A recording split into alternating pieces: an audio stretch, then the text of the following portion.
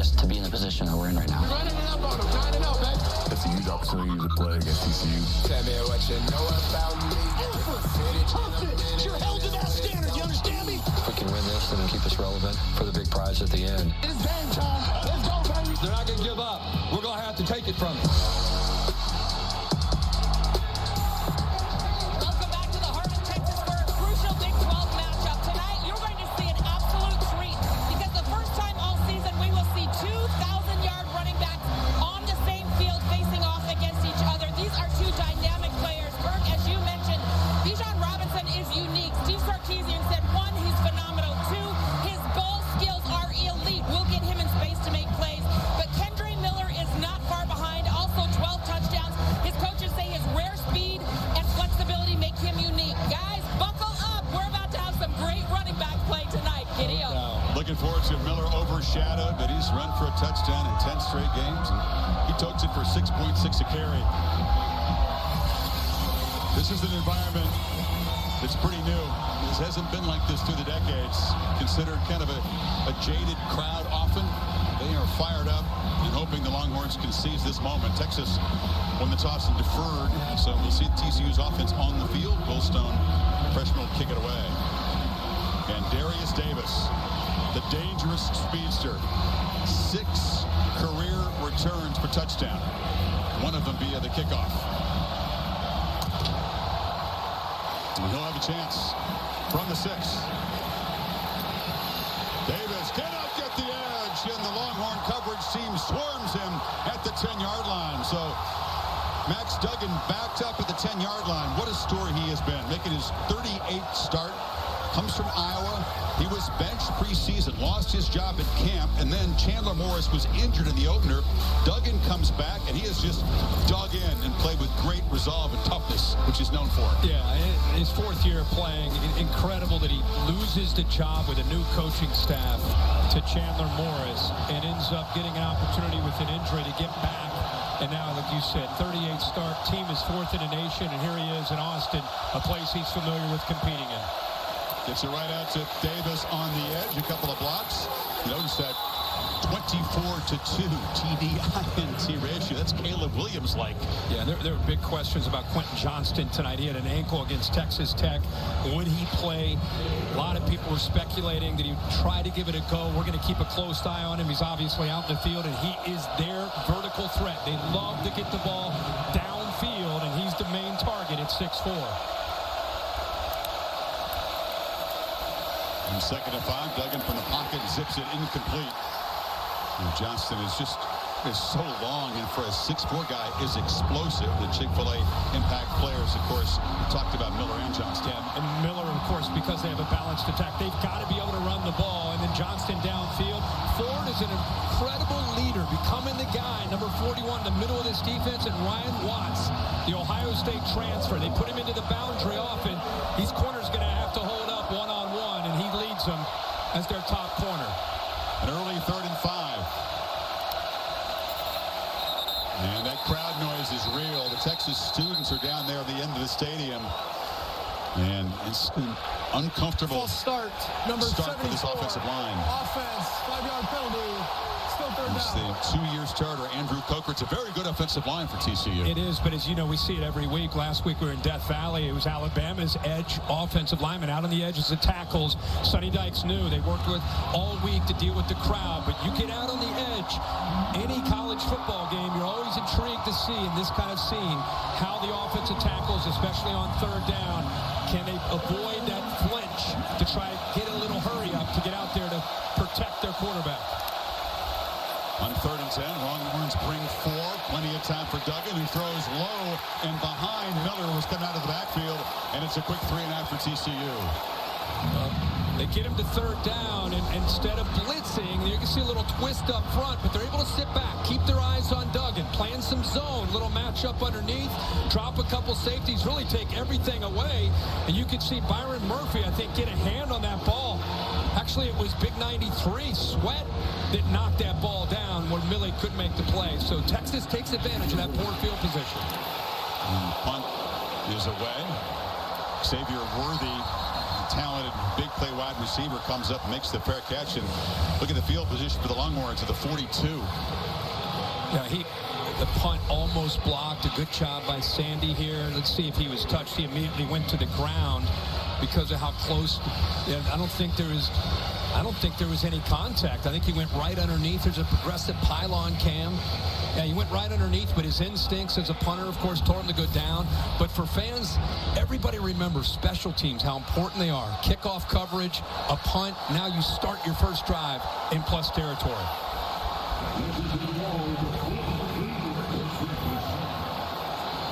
Robinson, of course, in the pistol. And they fake it to him. Yours flips it along the sideline. A long throw is broken up beautifully by Trey Hodges-Tomlinson, the nephew of LT.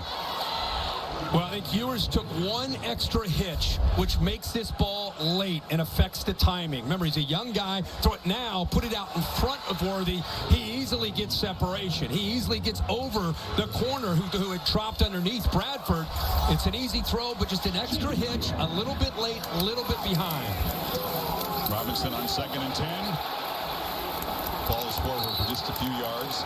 Hodges-Tomlinson is 5'9", but he's got a 41 vertical. He's so physical at the line, and he's got great technique. He's fun to watch play that position. Oh, he really is. I mean, there are so many athletes tonight. They're going to be playing out in space. And Tomlinson is, as you say, a bit undersized, but twitchy. It was interesting listening to other coaches tell us that, you know, he had the hamstring in the spring, new coaching staff, he had an ankle in camp, still kind of working his way back to being who he's capable of being as a corner. Now a 3rd and 7 run around the end. It's Roshan Johnson, the vocal leader of this team, part of a great 1-2 punch along with Bijan Robinson, and it's 4th down, and Sark's got the offense on the field. Yeah, Sark runs the football here, knowing that it's 4-down territory. He's trying to pick up, obviously, the 1st down, but at least some positive yards, get him to 4th and short. It's exactly where he is here. Why not take that chance at the 35-yard line on your opening possession? Both talented tailbacks in the game to the right of Ewers here. And a direct snap to Bijan Robinson. He's not going to get there. The Horned Frogs stand him up and stone him right at the line of scrimmage. Shad Banks, who's filling in for D. Winters, who's out the first half because of targeting, helped make the play with Joy Hodge. Yeah, he came in and cleaned it up, but I want you to watch Hodge right here. It's 4th and short. Not surprised at all with the direct snap. Look at him get downhill in a hurry. Takes on the block, and then he's able to get off of that block and rally to the football. Exceptional job by Jamoy Hodge on this play here early in this game. So Texas cannot cash in on good field position. Horned Frogs take over at the 34.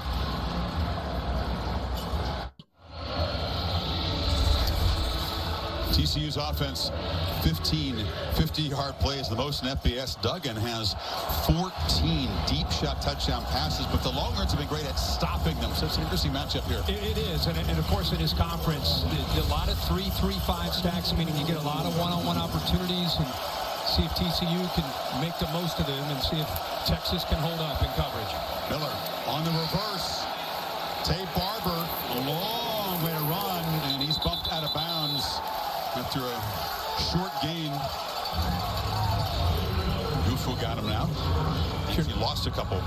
If you're not familiar with this Texas defense, like a lot of schemes, second year, Pete Kwiatkowski, the defensive coordinator, they're starting to understand. He said the real strength of this defense is the up front. Defensive tackles, they'll rotate 6 guys, all right around 320 pounds that can move. That last play you saw Coburn on the run. Miller, powerful run.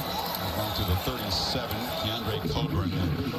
Big dude with a big personality, got him to the ground. Yeah, he was just chasing a guy out of bounds. Now he makes a play where he's supposed to in the pit. One of the great personalities in college football right there. Anybody looking to hire a guy for TV? There's 99. That's your guy. What a great, we had so much fun visiting with Sark and his players and coaches.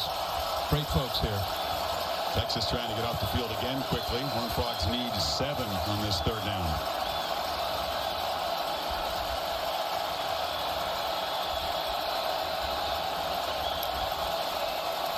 No blitz. Duggan has the pocket collapse around him, and he's dropped for a loss. It's Baron Sorrell with his 5th sack of the season. But the power hurt. That's usually how they end up getting home, because they don't have, at this point with the recruiting, the guys that can win with speed, but they have the power. And there you see Sorrell, as Chris mentioned, just pushing that offensive tackle right back into the face, Coker into the quarterback. So good job of getting a push in the middle, nowhere to step up, and then the edges collapse right on top of Duggan.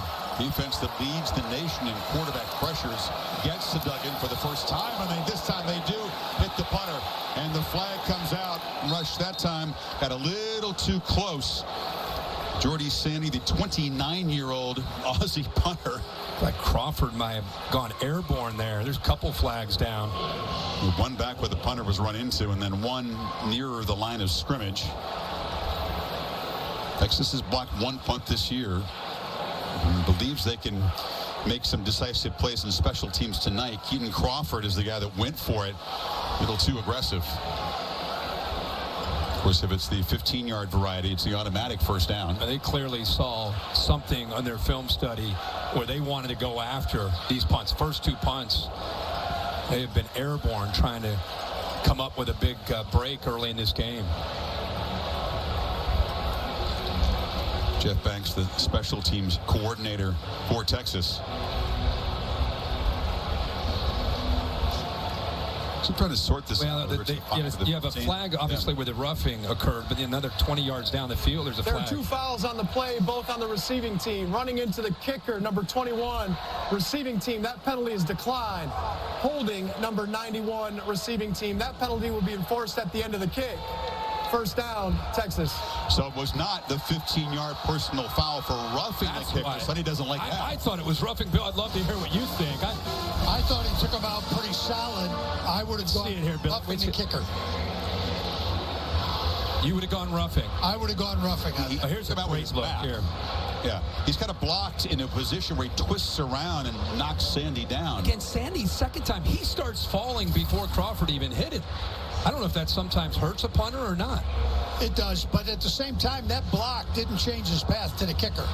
If a path is changed, then you're going to get off the hook. The holding penalty, though, on Texas backs them up, costs them a chance at much better field position, and they'll begin from the 20.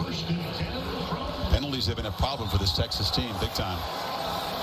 Roschon Johnson in the quarterback position. He gets the direct snap this time, and he tries to run right and fares no better than Robinson did on the fourth down play. Great discipline from this TCU defense. Hodges Tomlinson coming on a corner blitz, able to set the edge and get underneath the potential block there by Christian Jones. And then these linebackers are just flying downhill right now. Johnny Hodges is the top tackler on this defense. He's a grad transfer from Navy, and as you'd expect with an academy player, he just plays hard relentlessly every snap. Great discipline. And, you know, they knew they've been challenged all week. You got Bijan Robinson. Everybody's saying he's the best back in the country. We think we got a good one. Let's get after him. Off the play action, yours. Flips it over the middle, and it's airmail over the hands of Xavier Worthy. He was wide open. Now they took a chance and brought some pressure. They picked it up. You see pressure coming this way from the backers. Drop the edge players. Got a one-on-one. Got to make that throw. Even though you got the pressure, and he does, he makes the right choice on who to throw the football to. That's his go-to man, Worthy. Just goes right through his hands. He thought he exactly what he wanted with a one-on-one matchup to Xavier Worthy. Both offenses dealing with third and longs tonight. This is 3rd and 10 for Texas. Yours is going to be smacked to the ground. That was Dylan Horton, the leader of that defensive line. That Frogs front is roaring early. Yeah, it's a true freshman right here at right guard out here in this atmosphere going up against a really talented, explosive pass rusher, the best that they have to offer in Dylan Horton. And I don't even think Ewers saw him. He got in there so quickly. Great job of pressuring by TCU without having to blitz there on 3rd down. And they're going to attack these two true freshmen, the right guard, Hudson, and the left tackle, Banks. So 4 possessions, no first downs so far in the football game. Daniel Trejo on to boot it away, not particularly deep. And it's TCU, which will begin a possession in plus territory. Fair catch made at the 49 after a 35-yard punt.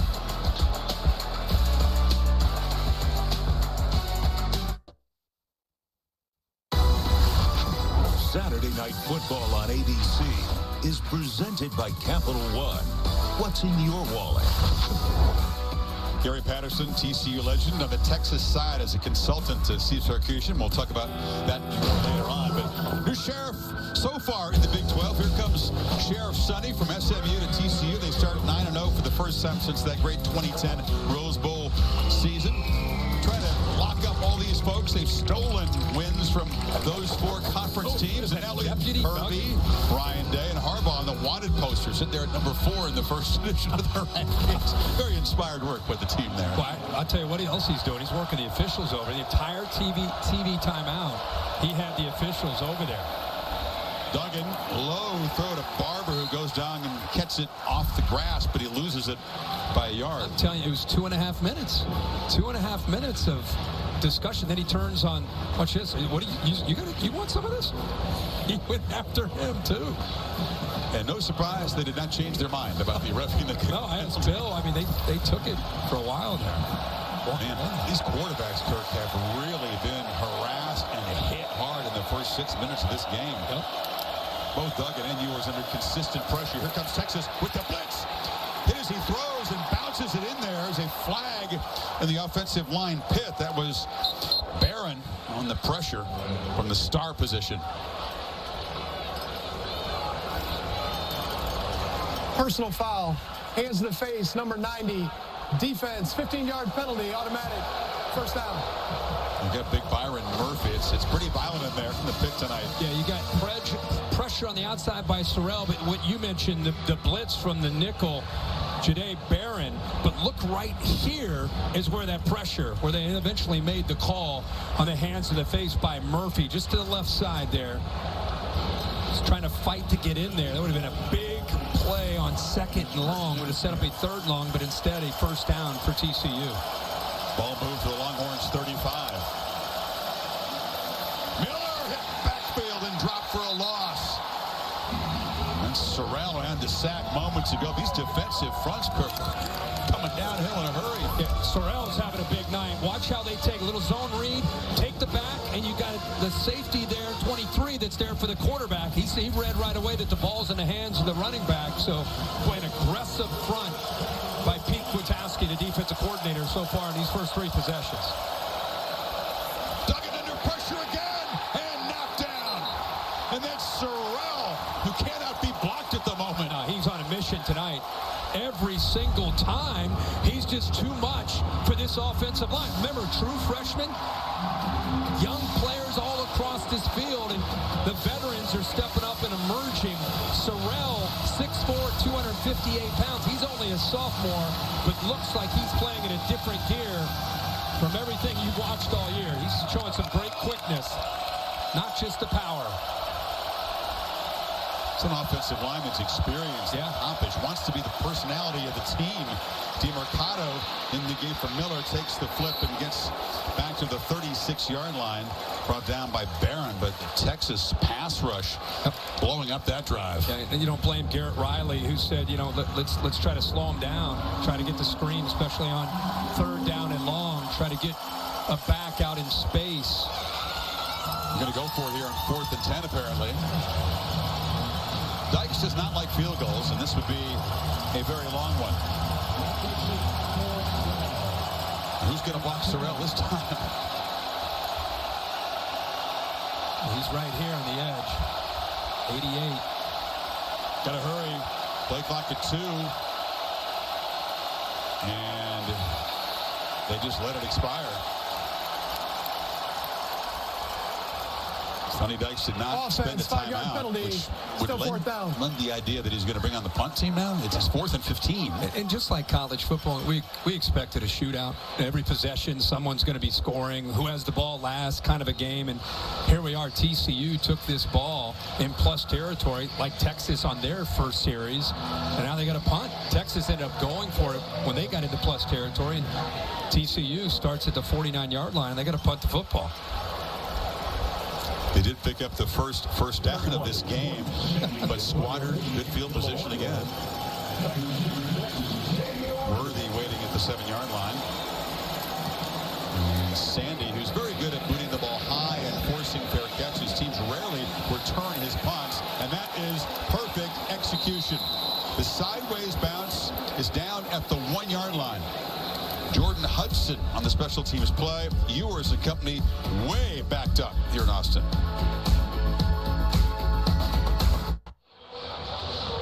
Crisp in Texas tonight, 48 degrees. Is the Goodyear blimp provides aerial coverage, celebrating the challenge of road games everywhere. Are you ready for the road? Goodyear, more driven.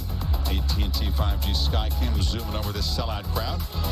AT&T 5G Skycast streaming on the ESPN app and ESPN3. So Ewers and the Longhorns offense backed up at the 1. Robinson, very hard to stop him at the line of scrimmage, but the Frogs are very keyed in on him, as you'd expect. Again, we're halfway, a little bit more than halfway through this first quarter, and it's about the defense and special teams. You know, field position, flipping the field. Texas early had the advantage with a couple series. And then after the penalty on the punt return, Texas has been back these last couple of series. So defense and special teams. Just like we thought, Kirk, the first 18 plays producing 1 combined total yard.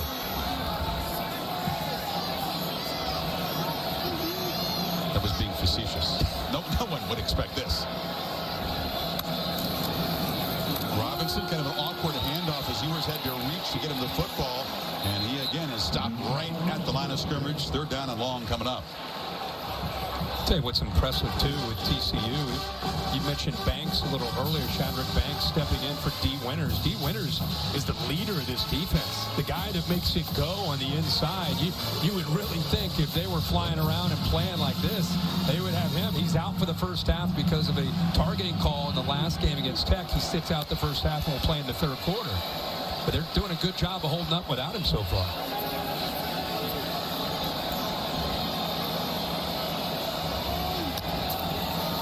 Ewers from the end zone across the middle, and it's dropped. That's another drop with this Texas receiving core. It was the tight end, Jatavian Sanders, is a very good one. And their 2 best receivers, their go-to guys, Worthy and Sanders, to your point, on drops. What a call. Safety split. The middle is wide open. The ball's a little low, but Sanders is so gifted.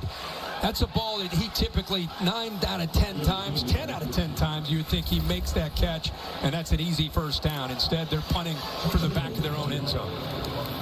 So between the drops and the pass rush, neither offense able to do anything so far. Trejo punts it, and the fair catch not made. Davis tries to make something happen. He'll be chased down and slung down at the 45-yard line.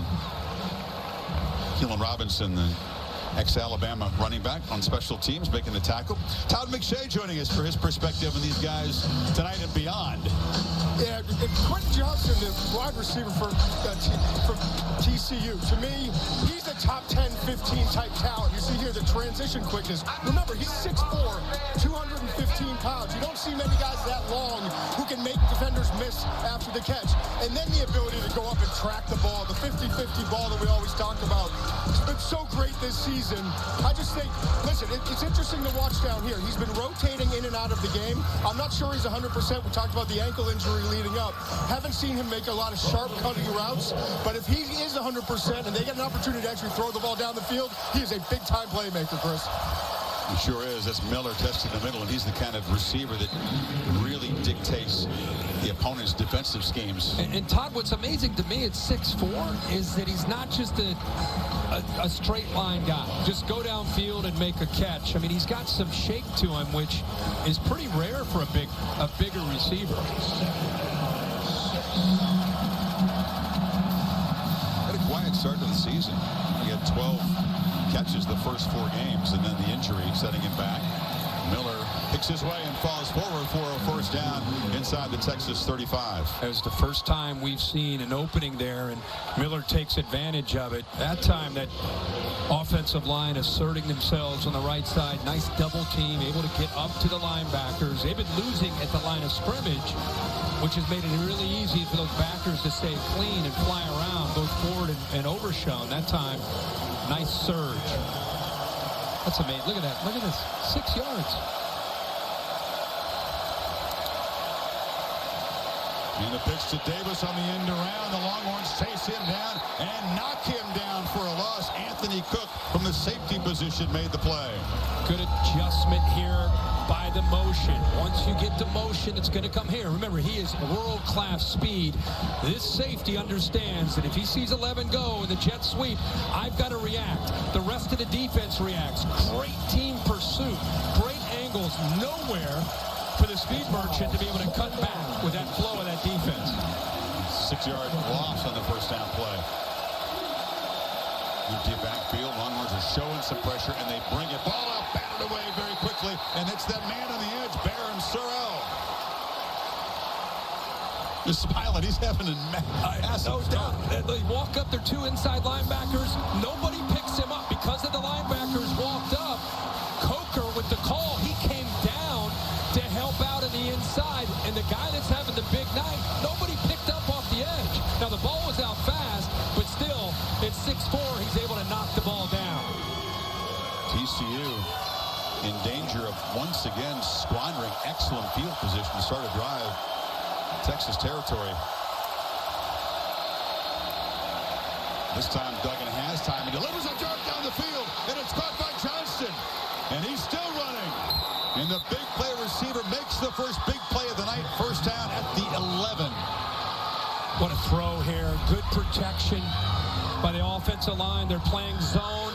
Johnston, who's known to go downfield, this time settles in perfectly. And look at the poise and a calm demeanor there on 3rd and long with an offense that's not been clicking. Makes a perfect throw to give Johnston a chance. Tough for a linebacker. Overshot in coverage there. Now on first down. Run it up the middle, and it's a short gain by Miller, a guy who has been an unsung player, kind of in the shadow of Zach Evans, a 5-star at TCU, who's now playing for Ole Miss, but he's just a worker. Got good physicality, quick feet. Man, 1,000-yard back. I mean, he's become one of the great stories on this TCU team, and in the Big 12. This is not just an offense, air raid that's going to throw it around. If you don't respect their ability to run the ball, that offensive line and Miller running make you pay for it. Duggan with the keeper, and he'll be dropped for a loss. That's Ryan Watts, the Ohio State transfer, making a play off the corner. At 6'3", 206, they play him into the boundary, and everybody's expecting, and all eyes are on 15. Anytime, especially in the red zone, TCU puts the ball in the belly of the back, somebody's got to account for Duggan pulling it and trying to get to the edge of the defense.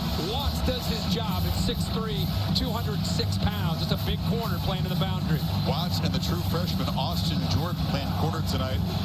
Sean Jamison out for Texas with an injury. So 3rd and 10. Texas trying to get the call in. And they call a timeout. There's some confusion there. Dykes had a 2 tight end set there. Prior to the false start, Texas called their first charge timeout, 30 seconds in length. So Sarkisian and Kwiatkowski has gone head-to-head with Dykes when they're out the Pac-12. He was at Washington. Sonny Dykes, of course, was the head coach at Cal. And this has been a very interesting start. We focus on all the firepower, the quarterbacks, the running backs, the receivers. Yeah. And it's really been the inability to block the defensive front that's been the story in this quarter. I don't think anybody, I mean, these are two defenses that are capable, but the offenses, I think that you have so much respect for. I don't think you really expected to see the line of scrimmage dominated by both of these defenses. Now, the field position becomes a game, and I think right now TCU's trying to take advantage of it. Longhorns have 7 tackles for loss in the first 17 plays for TCU. That's outrageous. Miller motions to the left on 3rd and 10. Duggan running out of time. Cannot escape. Yet another sack. The 3rd for Texas. And Overshown got there. Well, it's the coverage back here that eventually leads to this sack. Look at Duggan. His eyes are completely locked in on this side right here. But look at the coverage. And by the time he tries to come off that, remember, he's a great athlete. The pocket collapses, and he's not able to get through that crease there to be able to be an effective scrambler. Griffin Kell, perfect on the year, 10 for 10 in field goals. This from 34 yards, and he missed it for the first time this year, off target. Missed it by a few feet to the left, the 4-year starting kicker. We are still scoreless with 24 seconds left in the first quarter. Holt looks snapping the holder. The ball was tipped. Texas looked like they just got a hand on that. Sideways spin. Maybe a finger on that. And ends the streak of 12 straight makes for Kell. Boy, let's right here. Yep. Looked like Crawford maybe got in there.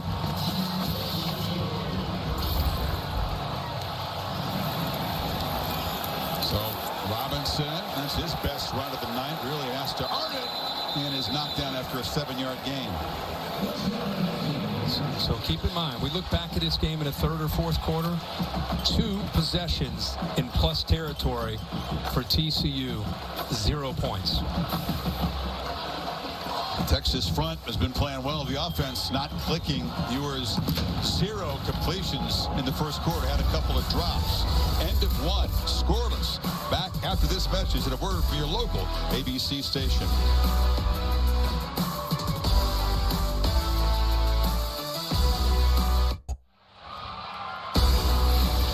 Welcome back.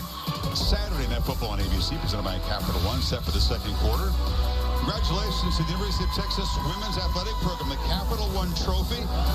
Impressive 21-22 season. They have 2-time defending national champ women's tennis team. They get a $250,000 donation to the In-Student Athletic Fund. 2nd and 1. Rashawn Johnson picked up 9 in the last play of the first quarter. And muscles for the first half for Texas, finally. If you're just tuning into this game and expected a lot of points, it's been the opposite. It has been great defense, especially pressure from Texas. There have been 18 snaps for TCU, 8 tackles for a loss by the Texas defense. They also have seen TCU step up physically. Ewers launches downfield, has Worthy, but he overshot him by about 5 yards. So he finally take a shot, and Ewers still looking for his first completion. Why not take a shot, right? This defense is crowding the running game. They're up on the short intermediate passing. They get a safety starting to cheat up a little bit with Kamara, and they take a shot. And you're right. I think it's just a matter for him right now. Just find some completion, some easy throws, try to get a little rhythm established. Have not had a first quarter in any FBS game all season as dominated by the defenses. The fewest combined yards in the first quarter all year in college football. 39. False start, number 54. Offense, 5-yard penalty. Still 2nd down. Offensive lines, you can understand why they're a little skittish at the moment. For sure, especially when you're a true freshman in a game like this. And that's Cole Hudson, who's been great for him. He's got a bright future. Mention if you're watching this game and give you an idea, the freshmen can play sometimes. You see him at quarterback, receiver, defense. Man, it is tough on that offensive line in this kind of setting in a physical game. So behind the 6 on 2nd and 15. Ewers launches downfield again for Worthy. Can't work his way back. That was good coverage by Josh Newton. 3rd and 15. They went with the slot fade, give him some room to work. They move him around. And look at this stride for stride. Chris, you talked about the coverage. Newton transfer from ULM. How about that? You're talking about Xavier Worthy, arguably one of the top receivers in this conference. And 24 Newton not impressed. 6 feet, 195 pounds. Stride for stride there, right in phase. Once again, Ewers faces a 3rd and long. Gets protection, delivers a throw. No chance to make a play. It was outside. It was Newton in coverage again. And Ewers still looking for that first completion. 0 for 6 start. And again, we got to remember about Ewers. He's a young quarterback with young receivers. Thompson to the bottom. He turns inside. Ball's thrown outside. He's a true freshman receiver. You got a young quarterback. Sark talking about it, just trying to get him to settle in, make sure everybody's on the same page. Busy first quarter for both runners. Trejo, this is a good one. It's a line drive, though. It's returnable. Davis. Had some speed when he made the catch, and it's knocked down near the midfield as a flag down on the return. Not pretty close to where Davis collected the kick.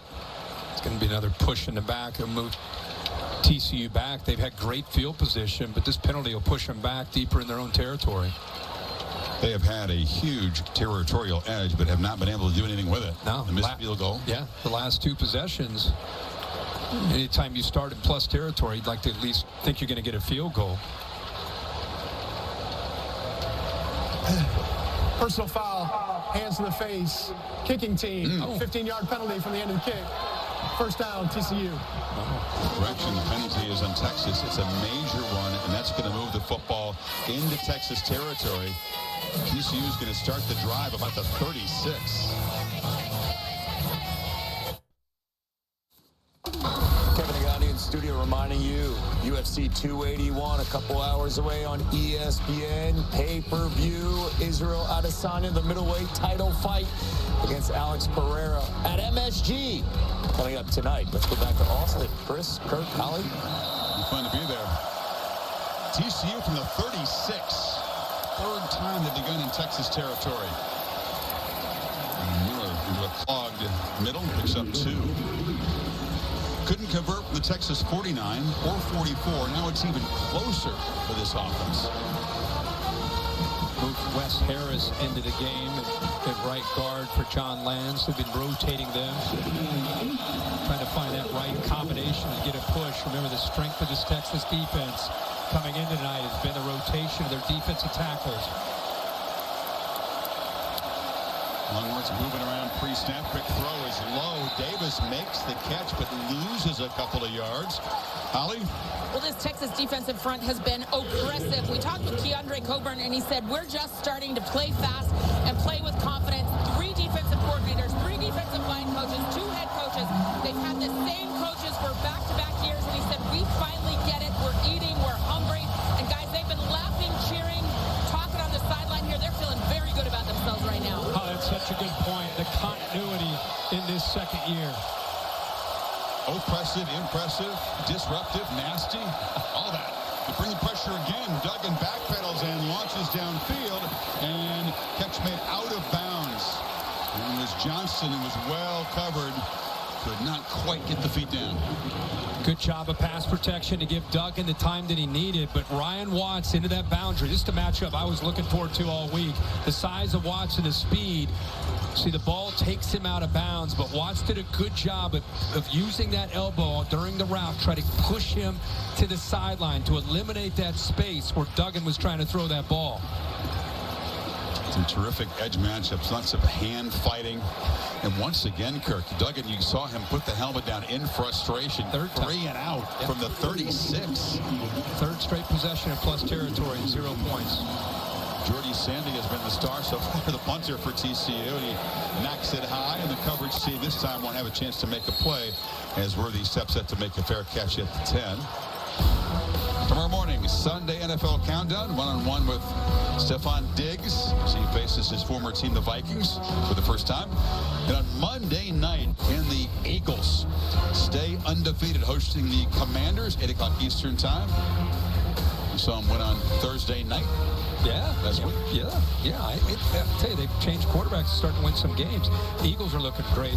I'm just laughing because I'm thinking, I can't believe we came into this game and we're seeing what we're seeing with this. The Texas defense has been an incredible story tonight, these last 3 possessions, with the way they're playing so aggressive at the line of scrimmage.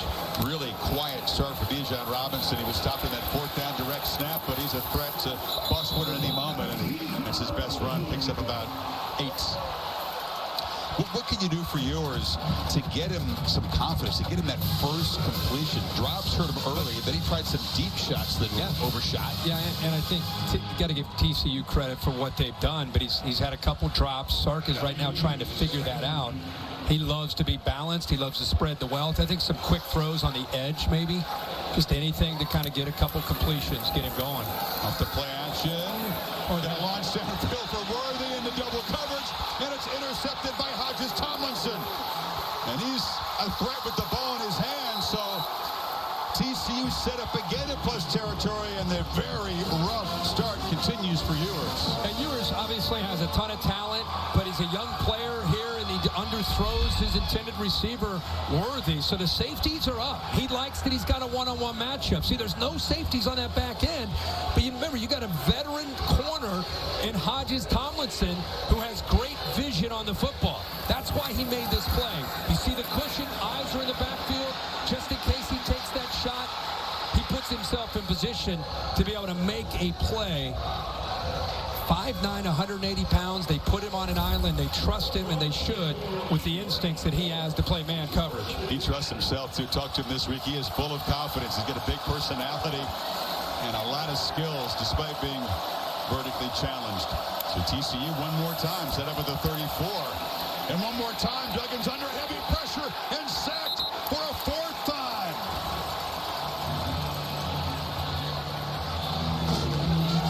They bring a lot of different looks. This time, the edge man, they've been winning on the edge. They're going to bring him all the way around to the inside. A Gofu confuses this offensive line, gets the pressure, and then you have a linebacker there just kind of waiting, spying, and he comes up with a sack. Tucker Dorsey. Notre Dame transfer, one of 4 transfers who start for this defense. Here's the catch made by Davis. Again, they go horizontal, and it's Baird who drops him for a loss. Going the wrong direction again. See, more and more offenses run these quick throws, and they see this. The ball's out. He splits those 2 defenders, or 2 blockers, the receivers. Watch this, instincts right away.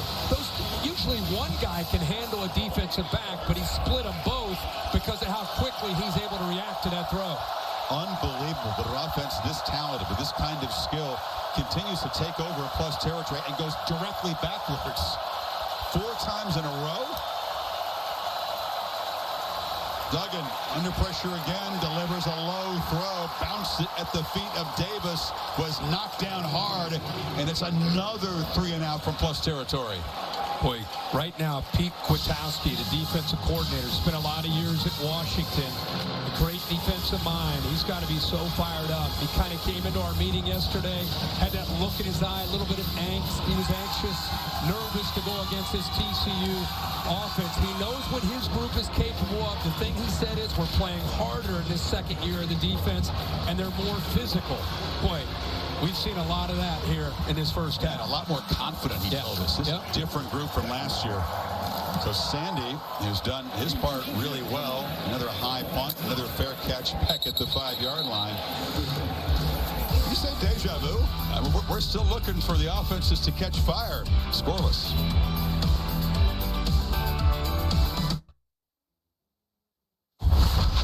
Saturday Night Football, presented by Capital One on ABC, is brought to you by Target.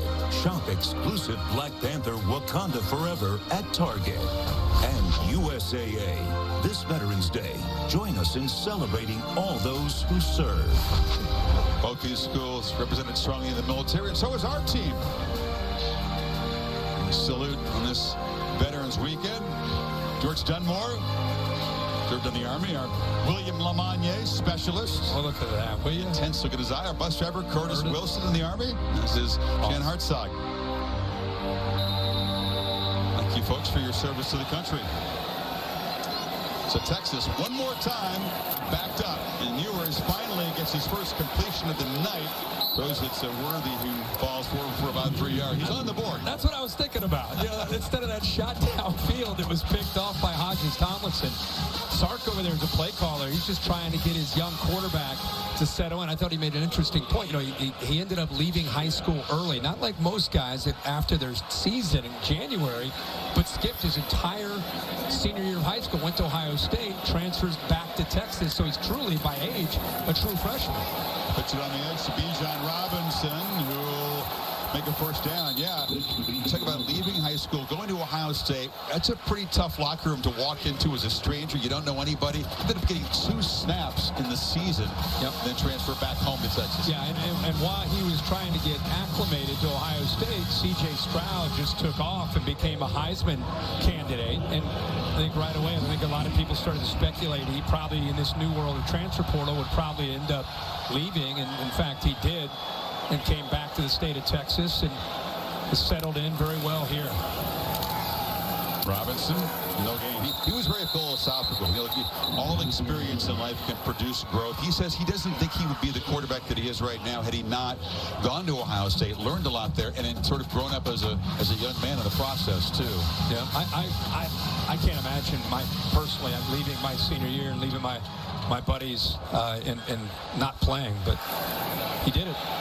He is on the move. A flag comes out behind the play as Ewers slides down for a short gain, but this is in the holding zone. Yeah, they'll have to bring this one back. Holding, number 70, offense, 10-yard penalty, still second down. And in a tight, scoreless field position game, Texas now has 55 yards, Kirk, in penalties in their first 20-some minutes here. Yeah, and this one really hurts. Right tackle there with a right hand just grabbing on. So positive yards. I mean, you've gained 36 and you've given back 55. That's not a good place to be. And you continue to snap the ball close to your own goal line. The deep backfield. 3 receivers plunge to the left. Ewers looked that direction, now flips it back across the middle, and it's incomplete. He threw it into traffic, and Hodges Tomlinson broke it up. Jatavian Sanders is a terrific tight end. Has had a rough start to this game. Well, and he gets hit pretty good. Here he comes off from the left, back to his right.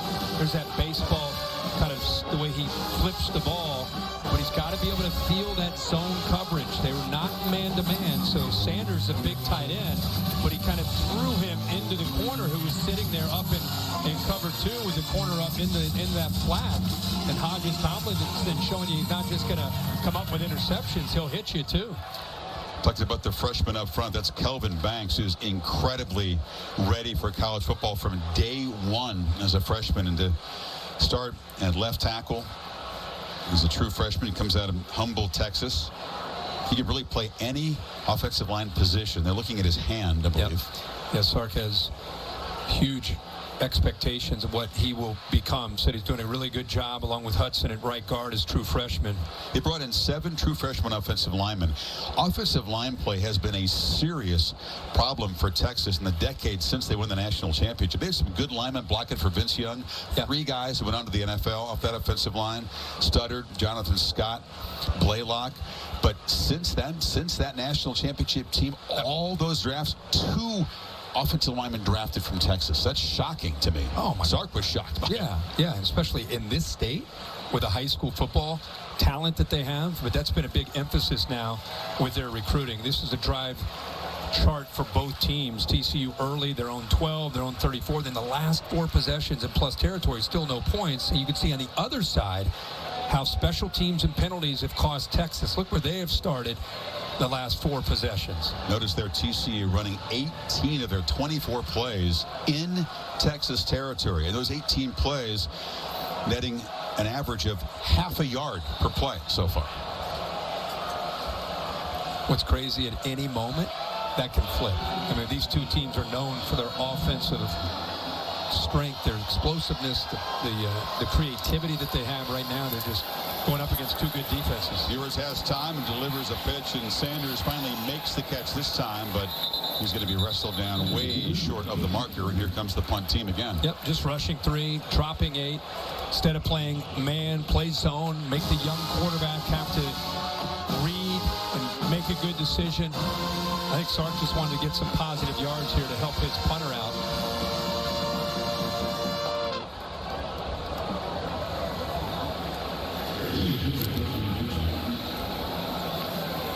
You don't want to give Darius Davis too many chances to return punts.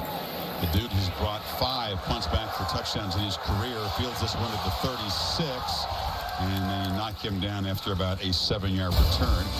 Still good field position, but TCU will begin in there. And there's a flag down. And it's going to be on TCU. Looks like a holding call was the preliminary signal. Yeah.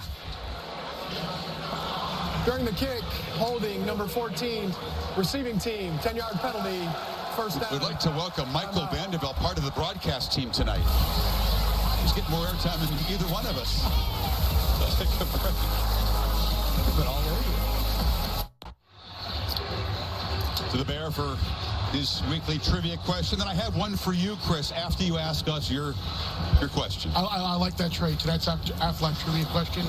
Excluding 2020, which of course was a different type of season, how many teams ranked fourth in the college football playoff standings with 4 releases remaining? Went on to reach the college football playoff. Of course, 3 remaining in the regular season, and then the one final standings on the after championship Saturday, with TCU being 4th right now. Think about that. Maybe Ohio State was one of them. Miller falls for before. I want to ask you the last Big 12 game to be scoreless at halftime, because that's a serious possibility. It's been a while, Chris. Think about that. Oh, my God. It's been quite a while. Yeah, dig in on that one. Oh, I have a guess. Miller again, patiently working his way for a couple of yards. It'll set up 3rd and 4. All right, guess away. What was it, that Oklahoma-Texas game, the Red River game with Roy Williams? And that, was that? Not that long ago, no. Okay. It was not involving either of those teams, or either team on the field tonight. Kansas A&M back in 07. Last time a game in this conference was scoreless at half. Think about that, 15 years. By the way, Kansas in 07 was one at an Orange Bowl year, I think, for them. They went around. Nah, maybe it wasn't. 07, 08. Remember when Todd Reesing was there? They had some great teams. Sure did. Mangino. Chase Daniel was in Missouri. They used to battle. Johnston in motion here. Play clock at 3. Duggan's looking back to the left and delivers a dart to Aquarius Spivey, made by Barron. What's amazing to see Duggan just fighting just to get the conversion. You know, he's happy with that. The Gofu to the left, the edge, usually pressures the quarterback. This time he did not. He just dropped into that flat. He read it, threw it right behind him as he dropped out to the edge. Just his second completion beyond the line of scrimmage tonight. The other completions have been at or behind the line. Miller, stutter step, hesitation, and is knocked down after another solid first down gain of about 5. Just, again, for fans that aren't familiar with these two teams, these offenses and these backs, we talked so much about Bijan Robinson. Don't forget, with Miller, he's a 1,000-yard back. He averages over 6 yards a carry. He has been a guy that could constantly all year count on. First 1,000-yard back for the Frogs in 6 years. Yeah, right now he has 9 carries and 29 yards. So tough sledding so far for both Miller and Robinson. 2-back look. They fake it and throw it in the flat to Trent Battle, and the running back has a first down in Texas territory, brought down by Watts. He's reading the edge here to try to get a feel if he should hand this off or pull. He pulls and then he flips it to the outside. You know, you're seeing more and more. How do you impact an edge defender? Try to put him out there. Don't even bother blocking him. Make it, just read him and make him be wrong with whatever decision he makes. That time they're able to get the ball again quickly outside. DeMercado. It's tough to run on Coburn and Sweat and Ojimo and Murphy as they rotate those interior linemen in there. Yeah, that's what Coburn expressed to us. You know, he's 344 pounds. Sweat's in there at 346. Think about that. You're an offensive lineman trying to push 700 pounds around. And, oh, by the way, after about every series, we're going to go to the backups and bring Murphy in at 302. And Collins is in there. I mean, these are big bodies that stays fresh, play about 30 snaps each. Duggan, pressured again, delivers an accurate throw. And that catch is made, and stretching things out is Jared Wiley, tight end. Yeah, he's a high school quarterback, Texas transfer. He's got Watts on him. Look at the size, 6'7". Just use your body there. Ball is thrown perfectly that time away from the defender where he couldn't get his arm around the bigger tight end. 6'7", 255. Has a great feel because of that experience as a high school quarterback, whether it's man or zone, how to get open. Used to throw passes to Quentin Johnston at Temple, Texas High School. DeMarcado in the flat. And flying in to make the play is Barron, and the flag is down. And check it, the ball is ruling on the field was that the runner was down. It'll be second down. Boy, are they reading this quickly. Barron again, once he sees the motion, watch how, remember earlier he made a play? He reads it before the play even happens. Eyes are up, doesn't allow the receiver to make a block. Behind the 6 again, 2nd and 14.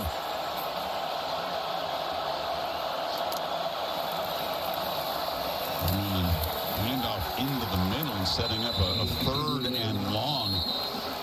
They have a lot of confidence in this offensive line. They've felt like they are the personality of this offense, a bunch of veteran guys, but it's, as you said, very tough sledding against this Texas front. They're going to have to convert a 3rd and long or go for it on 4th down to end that skid of scoreless possessions that have reached Texas territory. There's a matchup right here into the boundary.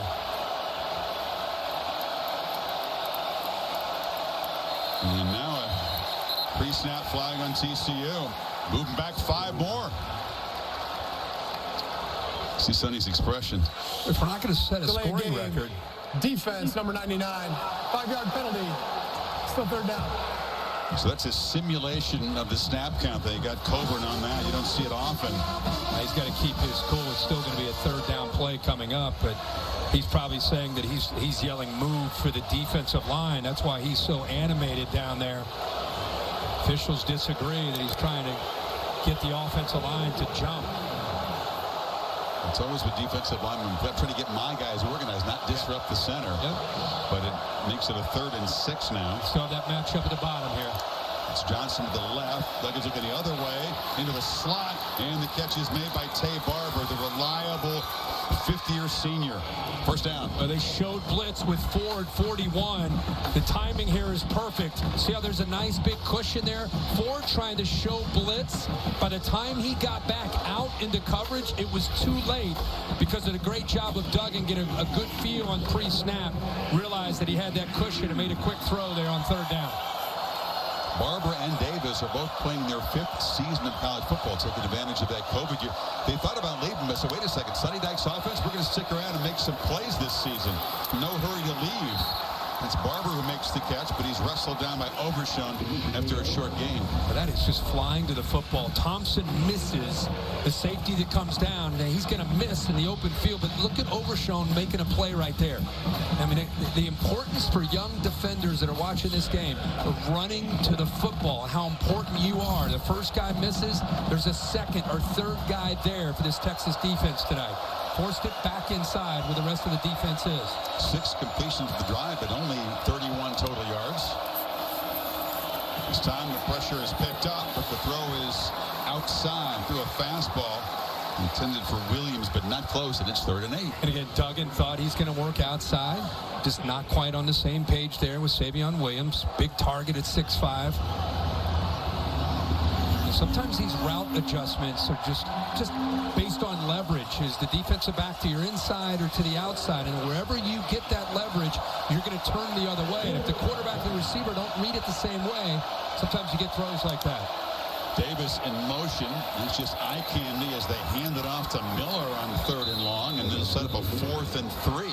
Interesting call. You wonder if they're just trying to get yards to go for it on 4th down, or are they just trying to get the first points of the game here, work that clock down. He's not in any hurry at all. He's going to make Sark use their first time out, or 2nd rather.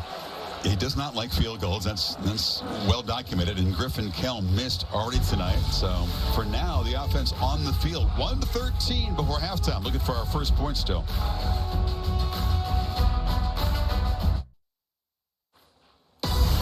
Kevin back in studio. Capital One halftime report minutes away. Scoreless in Austin. What has to change? Which team can get their quarterback consistently throwing the football, especially down the field? Here with no shot plays will go a long way. I promise you we will have a lot of offense coming up at the half. Oregon trailing, Georgia in action also. Back to you, Chris. Well, Sonny Dykes choosing to send Griffin Kell out, trying to get on the board in this game. He missed earlier from 34. Was a big part of the Horned Frogs win here 2 years ago. He went 4 for 4 against Texas. And we have points with 1:21 to play. Fourth break. It was interesting there. It was a 3rd and 8. And Dykes chose to just run middle and get on the board. And analytics is a big topic in the sport. The focal point is on going for it on 4th down instead of punting or trying a field goal. It happens more in this league than any. And Sonny, this is a different kind of game than maybe he expected. I'm taking the points here. I thought it was incredible that yesterday when we were talking with him just about this topic. You and him got into a pretty deep conversation about analytics, which I know is near and dear to your heart. And he said, you know, sometimes I watch games, and even with myself, sometimes common sense has to come into play. And you and I were talking at the break. If they're going to go for it, they're going to kick. And this would be one of those moments, low-scoring, field position game. Maybe you just take the points. Maybe the common sense comes into play here. TCU benefited big time last week. Texas Tech went for it 6 times on 4th down. They were stopped a couple times in their own end, giving Duggan a short field to blow the game open in the 4th quarter. That's right. And remember, he has a team that loves to dominate the second half. So he didn't need to take the chance with the confidence he has in the way they played in the second half. And on the other side of that, the way Texas has looked in the second half. So he thinks he has an advantage in this game based on the way these two teams have played all year in the last 30 minutes of the game. There's going to be a lot of halftime adjusting, isn't there, on both sides in the offensive rooms anyway. All right, Bear. Big fellow. It's a CFP number 4 seed question, right? I think Ohio State, weren't they number 4 year 1 of the playoff? No, I think they were further down. They lost to Virginia Tech early. They had to beat Michigan State late. I don't know. I don't think they were 4. Yeah, they were further down. We asked you for tonight's Aflac Review question. Since the playoff came into existence, how many teams ranked 4th in the rankings with 4 ranked? That remaining? Last part, 4 releases remaining. Yeah, yes, 3 in the regular season, and then the final one. It's only been 2. 2016, Washington. 2017, the question is, Bear, Oklahoma. Would you have known that without looking that up? No, okay. I would not. Well, good. I feel better because I have no clue. It was more of kind of a did you know to tie in TCU because in 2014. Oh, Bear, we got a completion. Hold everything. A downfield throw, Bear. Hold on. We got Worthy with a catch. And now they're going to play fast. That's the ball. Timeout left. That's the route that he had earlier in the game, and he got it out late and behind the receiver. This time he puts it out in front and gets it out on time. Texas has been excellent scoring just before halftime. It's been a serious trend. I think 5 out of 6 games they've scored touchdowns in their last possession before half. Take a quick peek at this. Nice cushion, good read, balls out early, positive yards on a 1st and 10. Their entire goal here is just give themselves a chance to get into field goal range. Trey's got pretty good range. They'd probably have to move the ball about 25 yards or so. 3-man rush. Yours flips it short. And incomplete. Yet another drop. Worthy's had a tough night holding on to some throws there. That wasn't going to go anywhere anyway because Shad Banks was tracking him down. Yeah, and I think, keep in mind about Worthy, he's an undersized receiver. He's usually known when he can get downfield. He's 6'1", about 164 pounds. And I think as soon as he came across and bobbled it, his eyes came up. Where's that safety? Where's that linebacker? So they've got to get the ball downfield here. Try to work the tight end possibly. Always a good target for him right here, Sanders. So Bert Auburn warming up, hoping he gets a shot to tie this game. Yours delivers a shot near midfield and tackled short of the marker is Jordan Whittington. Talking about analytics, receiver, and sometimes you go with your gut. I mean, you're short here. You're right at midfield. 40 seconds to go. Sark keeps the offense out there. For now, no urgency. Plenty of time. Maybe hoping TCU will be undisciplined here, but choosing not to spend the time out. Crowd frustrated. John Cooper played for at Ohio State. He's telling the media, y'all want to gamble, but you want to gamble with my chips. Yeah, that's not a popular decision, but that's more of a kind of a reaction to this offensive first half performance. It's a good John Cooper impression. That wasn't bad, was it? That's all right. Yeah, this is not what they came expecting to see on this chilly evening. Well, they're frustrated, I think, because they obviously want to see a first down and see them take a chance. What I would love to see is Whittington take that route another 2 to 3 yards beyond. You know you're going to get hit as soon as you catch that ball. man, you get 2 or 3 more yards on that route, and the ball brings you back maybe a yard, and you're there as you get hit. You got the first down. Now you got a tough decision, and he's actually bringing the punter out. They'll really love that. It's a great point, though, Kirk. The difference in the way that route was run is between getting a first down, spiking the ball, having a chance to get points. Save your timeout. Yep. Going into the locker room with 72 total yards. TCU has managed 68. One of the most defense-dominated first halves in all of college football this season. And low punt, and just roll dead, and that'll be it.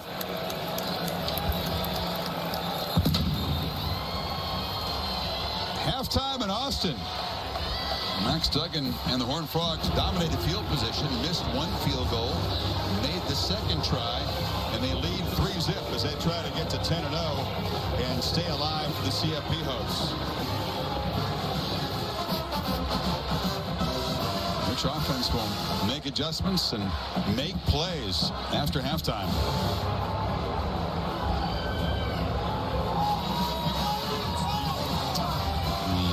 Holly has been trying to track down Sonny Dykes, and she's got him. Holly? Hey, Coach, points and yards very challenging to come by right now. What has to change for your offense to gain some momentum? Well, we had too many negative plays in the first half. We took the edge off of it finally a little bit defensively. They came out, we're playing really fast, so we got a little settled in, and we just got to execute. We're not doing a very good job of executing. We're putting ourselves in a lot of long yardage situations. With the pressure their front's putting on your quarterback, how can he operate more quickly, or what can he do?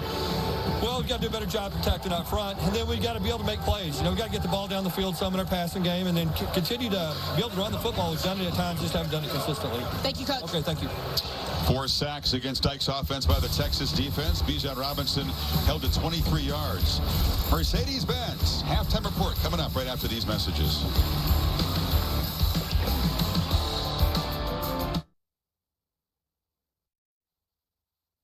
Watching Veterans Week coverage on ESPN, brought to you by USAA. Set for half 2 in Austin, Texas. Saturday Night Football presented by Capital One. This presentation of the Big 12 Conference on ESPN, part of Veterans Week, brought to you by USAA. Suffocating defenses, out-of-sync offenses. Chris Fowler back with Kirk Herbstreit, Iker Sarkisian, and Kurt Flood. How do you get Quinn Ewers comfortable? He hasn't had a running game to help him out at all tonight so far. I mean, I think it's wanting a balanced attack. The line of scrimmage has not gone your way, and you've got to find a way to get your star player, Bijan Robinson, going, whether it's running the ball or catching the ball to the backfield. And Robinson works hard to get to the 21. Modelo, fighting spirit. Yeah. Fighting defenses. Yeah, it's been just a dominant performance in the first half by both of these defenses. Sorrell off the edge, linebackers flying downhill, mixing up the looks, creating a lot of confusion. TCU, a lot of plus territory, possessions, only 3 points. There's Bijan Robinson. He's been running into that. That was a 4th down play. Look at those linebackers flying downhill. Keep in mind, these backers in this defense playing out without their leader, D. Winters, the entire first half. The captain, you see that C, now will play after have to sit out because of the targeting call from last week's Tech game. Robinson hit right at the line. If you told Sonny Dykes your defense is going to be without its best player, and in the first half on the road you're going to shut out Texas, I don't think he would have believed it. 33 yards rushing against Bijan Robinson without D. Winters, 39 yards passing. You gave up 3 first downs. Sonny Dykes got to be thrilled with his defense. Winters hit a Texas Tech receiver in the head in the 3rd quarter. That's why he was out for the first half. He has played more snaps than anybody on this Horned Frog defense. 2nd and 10 Ewers. And a completion, and that's worthy in the slot. He'll work his way for a first down to the 31. Holly? Catching up with Texas coach Steve Sarkisian in the tunnel. He was very intense and very short. I asked him about 7 carries for Bijan Robinson in the first half. How does he get him more involved? And all he said was, we've just got to get first downs. And he said, they've got to stop dropping the ball, executing. It all comes down to execution. He'll like that completion right there. Nice big cushion, took advantage of it. Easy throw, easy first down to Worthy. Robinson for his 9th carry, again, nowhere to go. He's an incredibly talented back with his feet cutting, but Dylan Horton gave him no breathing room. Yeah, they tried to go heavy on this side. Just a different look. We didn't see this look at all in the first half. Just trying to get, look at those linebackers. They're sprinting downhill. I mean, the offensive line comes out of their stance, and by the time they come out of their stance, they're looking up at three linebackers running downhill. Strong shot of Joe Gillespie, defensive coordinator for Sonny Dykes. There's a screen, catching it way behind the line and being dropped for a loss is Sanders by Johnny Hodges.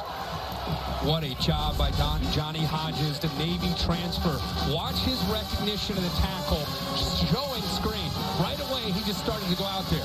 Again, that play doesn't have a chance because the offensive line tipped their hand that a screen was coming. Young offensive lineman and a veteran transfer from Navy shows the savvy to make that play. Texas 0 on 3rd down, 0 for 6, and on 3rd and 13, they throw it near the marker. Crowd wanted a flag on Josh Newton. He broke it up, and there isn't one. Another stop by this Horned Frog defense. Chris, I thought Ewers was going to give up on the play and start to scramble and take off or throw it away, but he sticks with Worthy. Newton gets around him. He's got long arms. Better look at it right here. So we got 11 combined first downs. This is the 11th punt of the game. Ringo gets it up, and Davis will let it bounce.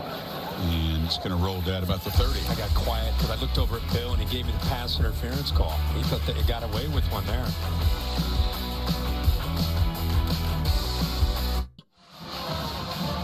Todd McShay with us tonight, lending his expertise. Talked about Quentin Johnson, Todd, the most targeted and most talented TCU receiver. What are you seeing so far?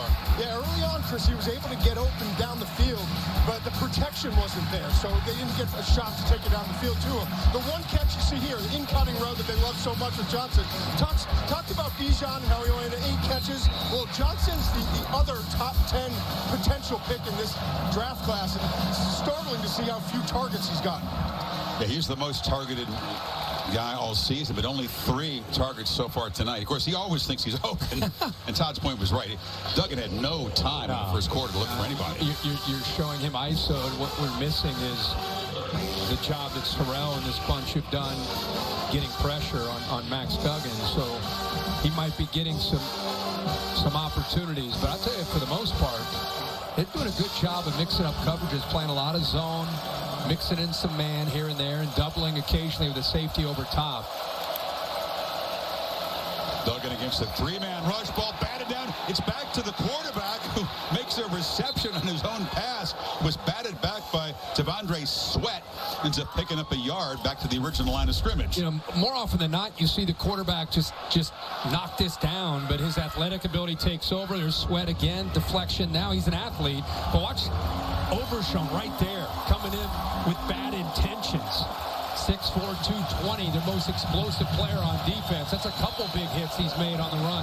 Quarterback figured out what a receiver has to deal with when he makes a catch, right? A big shot. 3rd and long again. Pressure should come from here. Yep, it does. And Duggan backpedals and dumps down a screen, and trying to work his way is Miller. Hard work. What an effort to move the chains. A first down at the 41. It gave no chance when that play started. No, not at all. In fact, it's a good job by the defense of kind of feeling that this play was coming.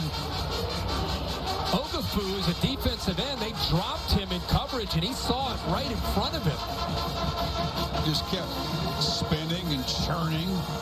That was a heck of an effort.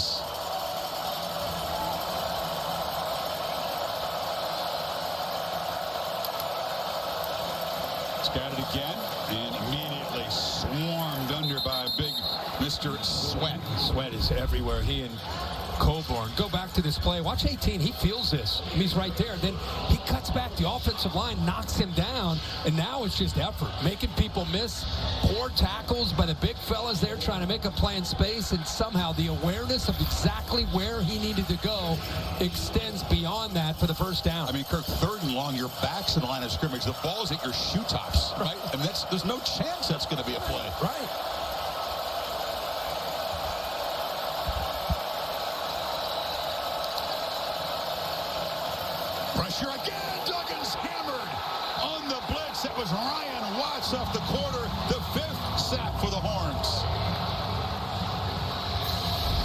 felt that one. Roll the dice, and you hope that it hits from the backside. Duggan, bang. By the time he senses it, just taken away. The blitz comes from here. The tight end actually breaks free on the mesh route. If he would have had time, he would have been able to see this, but unable to make that throw to the right flat would have been big yards. Great. Takes a lot of hits. He can handle big hits, but that one stung.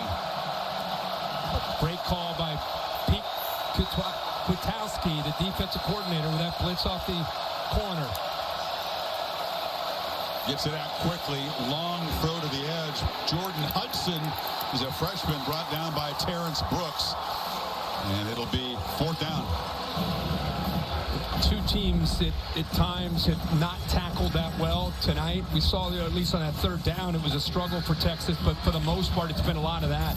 Really good technique and aggressive tackling continues for both these defenses. Kwiatkowski said they target less than 10 missed tackles per game. In the losses, they've had maybe double that amount. Right.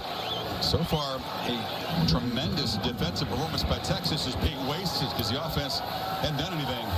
Xavier Worthy waves for a fair catch, bobbles it, but eventually collects it at the 24.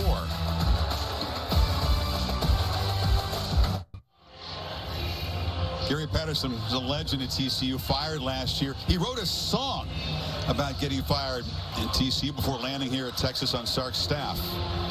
I want you to know I did it all for love. TCU, one for the ages.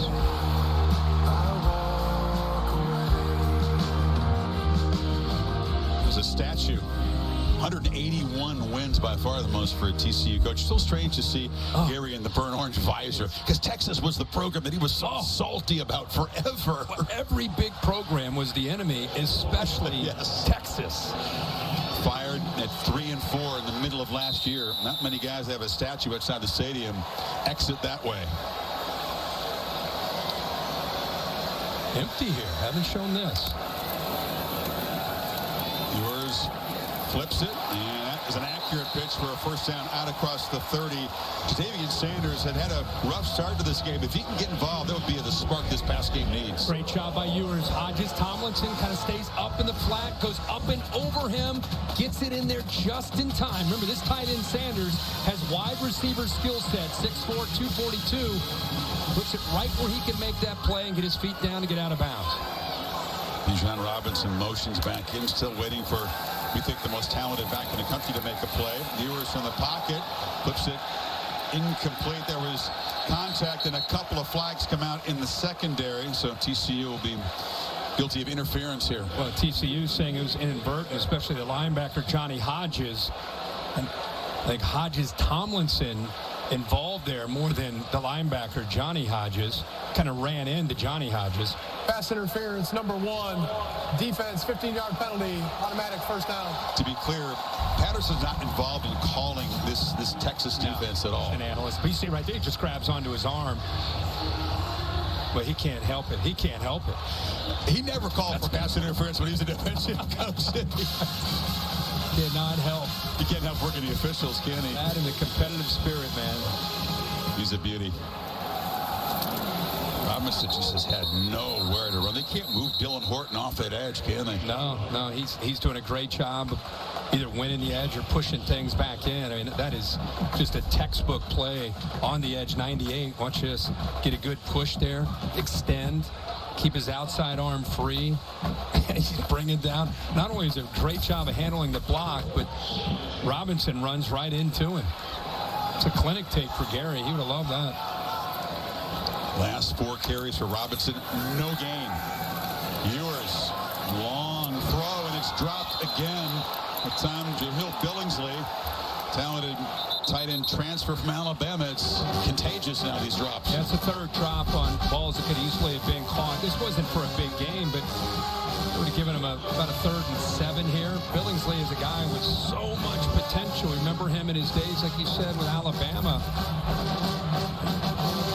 Sark brought him, he ended up transferring down here because of his familiarity with Sark and this offense. Suspended the first 6 games for a matter that went back to his Crimson Tide days. That drop makes it 3rd and 10, costly. Not converted yet tonight. And flipped across the middle, incomplete. Tried to get Johnson out of the backfield. Crowd beginning to get restless here. Punt team one more time for Texas. Ewers is trying to keep the play alive, moving around in the pocket. This is where you do all that drill work, where you have a kind of an awareness and a feel. See how he's moving? His entire body and momentum moving to his right, and then tries to kind of flip it to his left. That's going to affect his accuracy there. That's something in a couple years when you'd watch him, he would move very differently, be more balanced, and give himself a better chance to make a completion there. See if Davis was driven way back. No chance to make a return there, and that's a really effective punt by Trejo. It rolls out of bounds inside the 10. This time it's TCU backed up, but up 3. All right, Trevor, thank you. Horned Frogs take over with their worst field position of the night. Usually it's been the Longhorns backed up. Frogs from the 7. Miller. Numbers forward for about 3.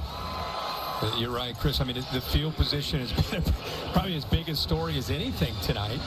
Neither team able to take advantage of it when they've had their chances. It just doesn't have that feel. Second half is not just who can make a play, who can avoid the disaster. Exactly. The fumble, the interception. It's that kind of game that eventually could determine the winner. That's a great point. Duggan on the keeper, tries to get around the corner. He does. And he'll fall forward for a first down out across the 20. The first time he's really made a play with his legs tonight. He sure, I mean, that's what he's known for. This time they bring pressure from the field right there. Oh, they got away with a hold there by Wiley. The tight end just wrapped up the blitzer, Barron.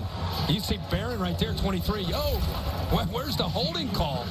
But TCU's able to get to the edge thanks to that, I'll call it a block/hold there by Wiley, but a no call.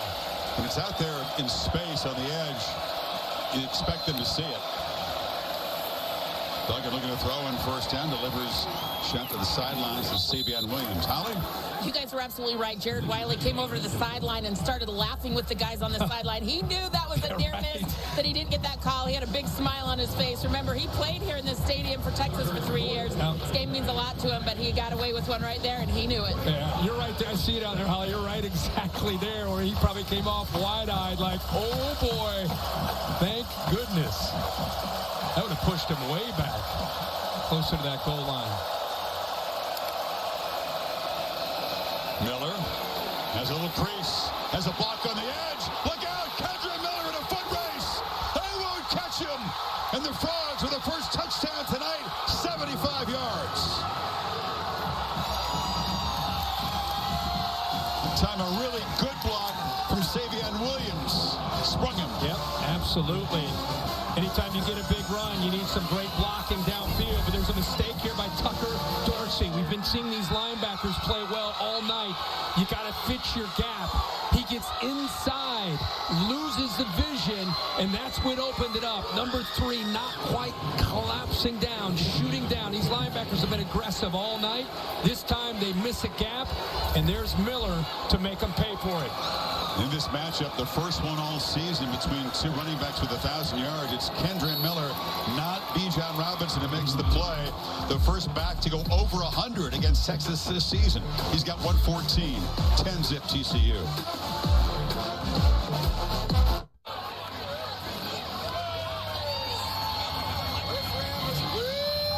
Let's go back and look at this touchdown run, and again by Tucker Dorsey's right here.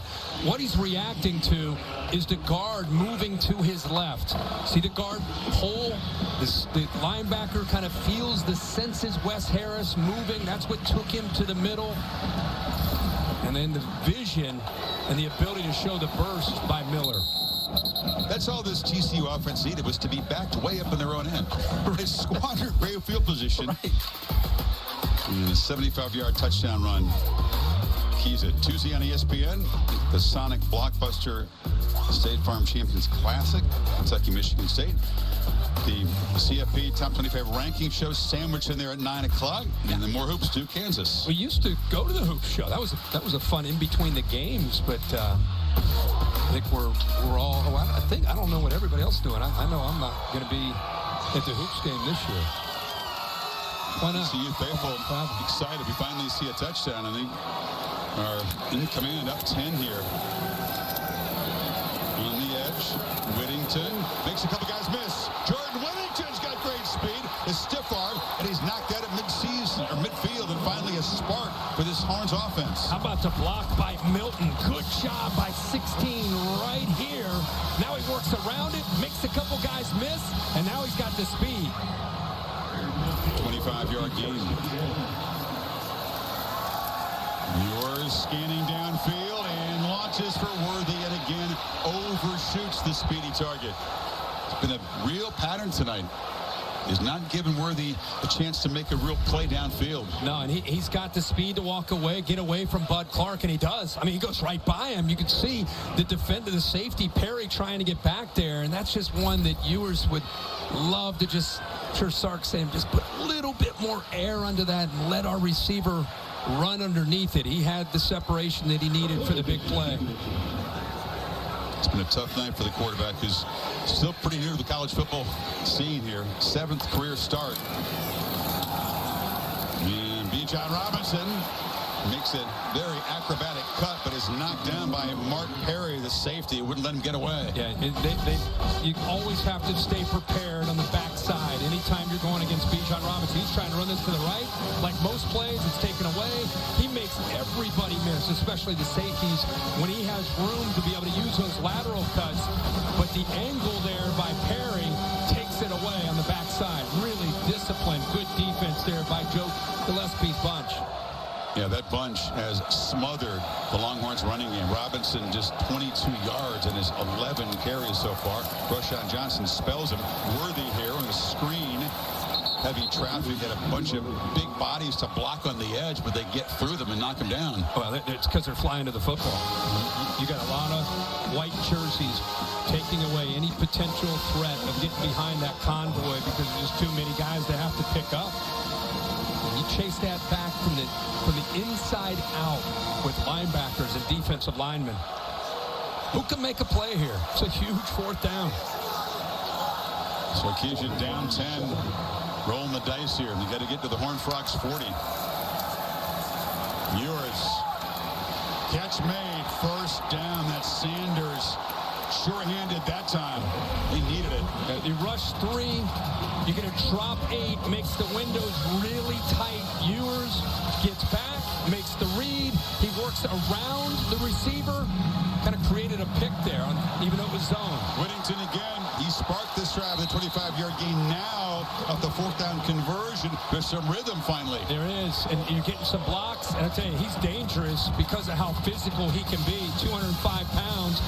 You get those 2 receivers out front. They're stock blocking. Eventually, you're going to stock block and then release. Pump fake to 16, or pump fake to 4, and then release 16 down the sideline to try to hit a shot. They didn't come up quickly after moving the chains and play with tempo here. The play clock, by the way, is malfunctioning, being kept on the field at the moment. Keelan Robinson comes in motion. And they flip it in the flat. A catch made right at the line there. Sanders knocked down by Johnny Hodges. When Sark met with us yesterday, he and Coach Flood also mentioned that this is a defense, this 3-3-5 that Joe Gillespie runs. It's a little unorthodox. It's a little bit different. Everybody runs the 3 down linemen, the 3 linebackers, and the 5 defensive backs. Iowa State started it. Everybody has kind of picked it up. They said this one's a little bit unorthodox. We've got to be able to pick things up. They made a good point, foreshadowing themselves about how difficult this defense is to get ready for. Defense has been really good after halftime. Shot to the end zone, and short of that is Sanders, who goes up and makes a catch. And you see why this guy was a 5-star tight end, heavily involved now. Boy, how about the little move underneath the other big tight end? He gets behind him, and then up in the air at 6'4" to make that play. Roshan Johnson, in and out escape, dropped behind the line. Once again, Miller Bradford joining that front. Johnson's a fiery guy. You can tell he's one of the leaders of this team. Talking to the big guys up front there. Sure is. DJ Campbell in there. That's a great throw up high. The big body. Keep the defender away from the ball. At the play fake, Ewers backpedaling, close to the end zone, over the head. Whittington there, and it's 3rd and goal now. Boy, DJ Campbell, who is a backup center, and backup guard actually, is in this game because Hudson is out. Tried to make a block, pulling around to make a block. Put a lot of pressure there on Quinn Ewers. What do you do here? 4 yards away from the end zone. Certainly Sarkisian off this drive. They've moved it 71 yards. Does not want to settle for a field goal attempt. They've got to find Sanders, the tight end. He's in line on the left right now.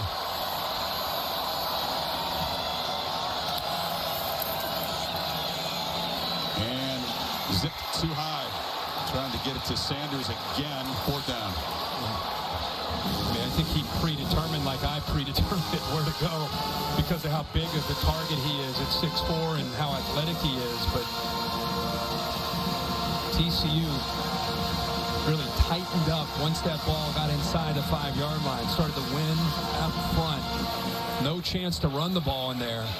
Had to throw the last couple, and even then, the timing off. Bert Auburn, whose hair color matches the jersey color, on for a chip shot to finally get Texas on the board.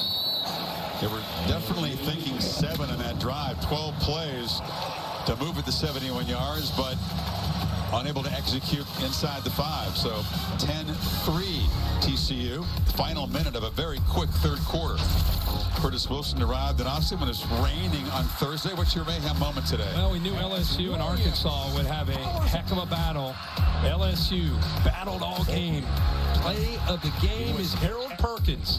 The true freshman once again strips that ball and secures victory. Survive and advance. Everybody, including LSU and Brian Kelly, knew after an emotional win last week against Alabama, it'd be tough to get ready for an 11 a.m. local kick, but they get it done.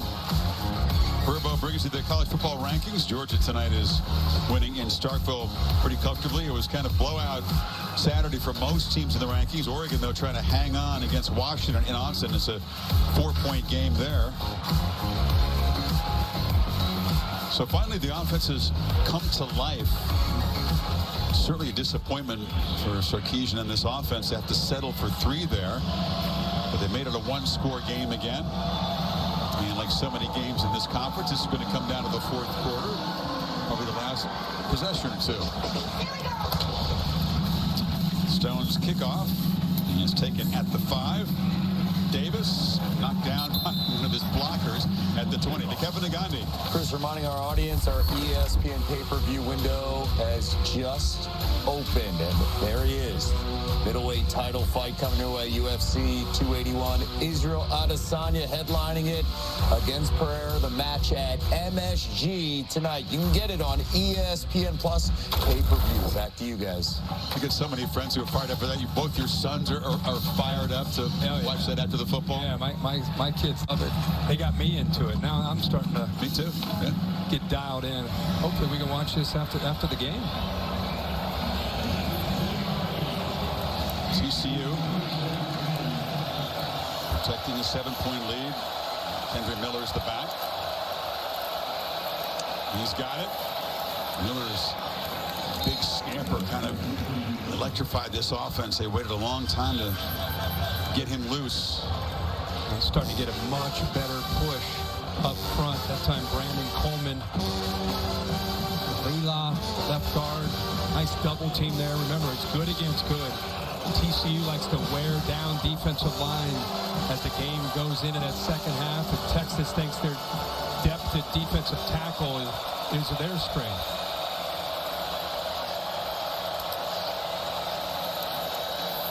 Dug in, chased again, and he'll be brought down near the line of scrimmage. Baron Sorrell has been a nightmare to block tonight for TCU. Man, we came in thinking the defensive tackles were going to be disruptive, and these guys off the edges, led by Sorrell, have been the difference. We had a scoring outburst, Kirk, in that 3rd quarter. 7 for TCU, 3 for Texas. The lead is 7. Final quarter coming up from Austin. Back after this message and a word from your local ABC station.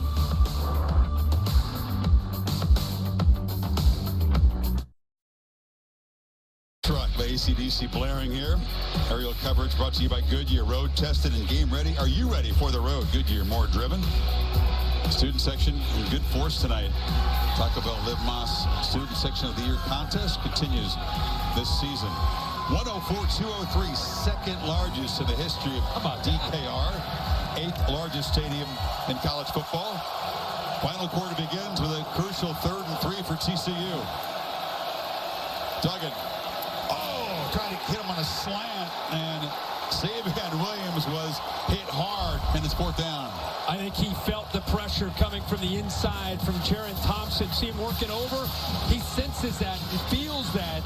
And even though he didn't get a hit to be able to hit him to separate him from the football, I think just his presence there may have impacted Williams trying to come up with that catch, and Thompson goes over to be looked at. I thought it was a hard hit, but he just moved out of the way, and play was effective, and that's a big stop for Texas, trying to get the football back with decent field position. They come after the punt again. Punter goes down. Flag comes out again. Jordy Sandy knocked to the turf the first time. It was a 5-yard variety, not 15. It'll be a first down either way, as Sandy is slow to get up. Yep. But they blocked 3 punts this year, and obviously, Kirky, you felt like they liked their chances to block one tonight. The kicker, number 0, defense, 15-yard penalty, automatic, first down. So Overshown, you saw Sarkisian saying the punt was tipped. Yeah, that's what Texas is saying, that they got a finger on it. And I mean, they're coming free. No wonder they think they can block one. No one's picking them up. 2 guys come free. Overshown in the safety there, Crawford. See if they got a finger on this. Boy, Overshown, no, did not. So Sark and Tim Banks, the special teams coordinator, they roll the dice, and it backfires. Instead of aiming for where his foot and the ball would be, though, they came too close to the punter again, and that is another costly penalty for Texas. Their first of the second half, but their 7th tonight. And again, seeing that replay, you can see why they thought they had a chance from that right side of that punt team. For whatever reason, they've been allowing guys to come free, and 3 different times they came close. The risk there ends up backfiring. Longhorns get a stop. Now they got to go back on the field. Horned Frogs with the ball at the 42. DeMercado plows straight ahead.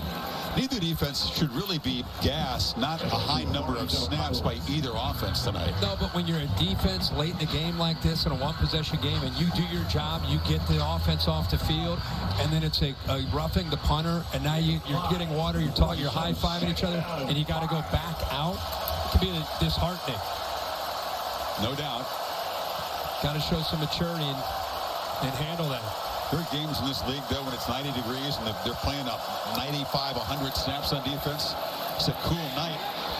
Duggan on the edge. Second time tonight he's made a positive play with his feet. It's a first down at the 43 before Terrence Brooks knocked him out.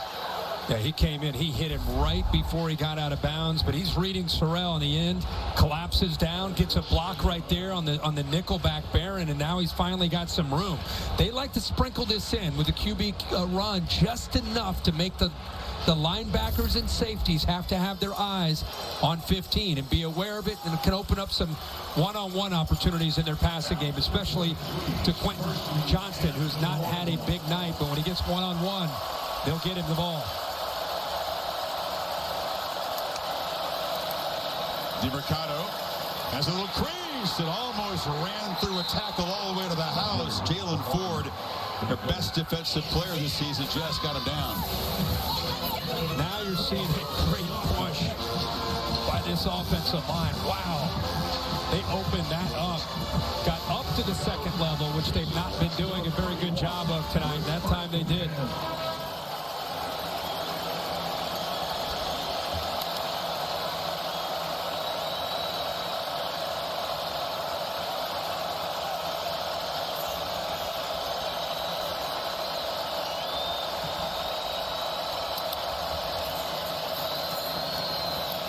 Duggan had time. Now is flushed and throws it away. Chased by Sweat again. Good man coverage downfield. A couple extra safeties there, just kind of hanging around, robbing. Nothing there. It's really all Duggan could do there. He tried to give it a chance. Just throw that ball away. Give yourself a chance now on 2nd and 3rd down.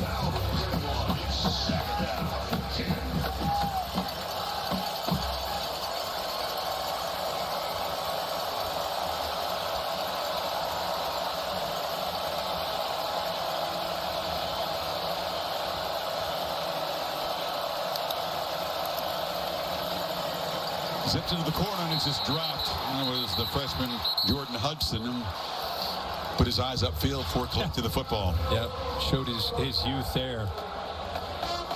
But again, some of these defenders, they don't get there, but they're coming in so fast that they affect the eyes of the receivers. We saw it earlier on a 3rd down play before the roughing of the punter, and then that time Overshown getting out there so quickly. I think that's what made Hudson start to peak.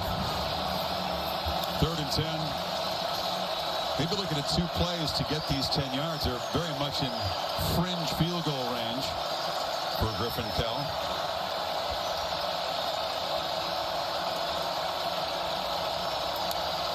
Texas brings pressure. Duggan backpedals. Lost to the end zone. Wide open. Johnston. Touchdown. A confused Texas secondary left the elite receiver wide open. 31-yard strike. Confused is the right word. The safeties, I think, aren't on the same page. Watch the safety in the back end. They're disguising pressure here, and then that ends up dropping. Now watch the safety in the back end. Right here is the confusion. Go to the post. The safety doesn't go with him. Had no idea that Johnston snuck in behind him because his eyes were in the wrong place. And credit Kendra Miller. He did a nice job picking up the blitz there to give his quarterback the chance to find the wide open receiver. That roughing the punter penalty is absolutely crucial as TCU stretches the lead to 17-3. How do you leave the top 10 pick alone? That's what they're wondering here in Austin.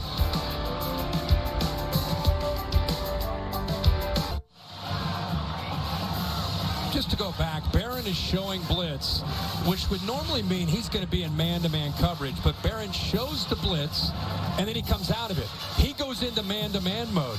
He thinks he's got the inside receiver locked up, so his eyes are on the receiver, and then he realizes, wait, do you have Johnston? Do I have Johnston? And then nobody has Johnston on the back end. So you're saying, how in the world do you leave him, of all people, free in the back end?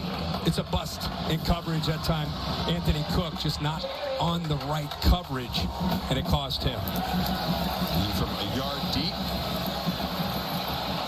Dylan Robinson has the edge, really patient return, and he sets Texas up in TCU territory because they have a 2-touchdown deficit to make up, but that's huge. Yeah, they set up a great wall here, start in the right corner, make it look like you're coming down the right side, and then come all the way back with that design wall, and then he lowers his head like he's in a track meet. I thought he might get to the corner, but a good job of forcing him back inside, but a big return for Texas, down 17-3.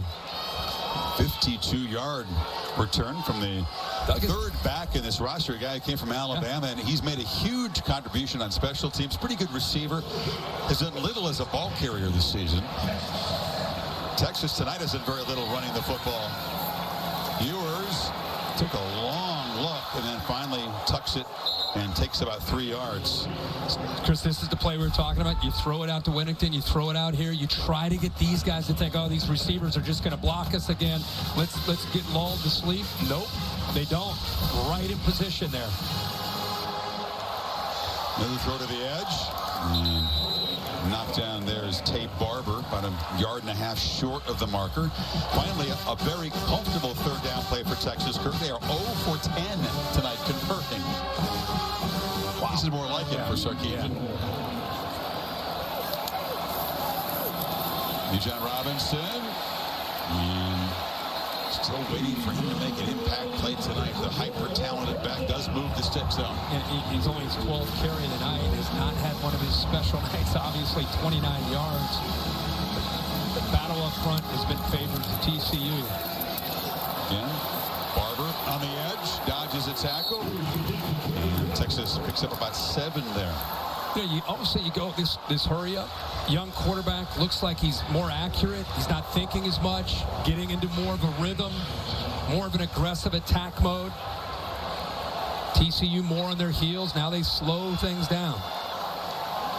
It's been very hard to get yours in the comfort zone tonight, hasn't it?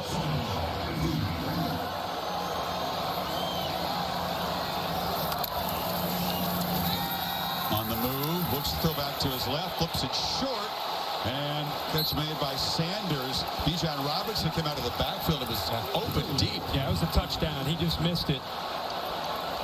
Perfectly designed. And when I saw him rolling right, I thought, okay, he's going to roll out here because he wants to go to the wheel route down the sideline. Really sells it hard to the right. Gets exactly what he wants in a one-on-one matchup, and then he doesn't take it. Look at that in the background. You got the talented player on the Texas team, what Johnston is for the TCU offense, and he was 15 yards open. Guy, man-to-man, and he fell. So a missed opportunity. Texas set up with first down at the 20. Yours for Worthy, and a flag comes out. There was hand fighting with Hodges, Tomlinson, and Worthy at that time. There's going to be a flag on TCU. You got to go to one of your go-to guys on the perimeter. Worthy's had a quiet night. Heck of a matchup with Hodges, Tomlinson.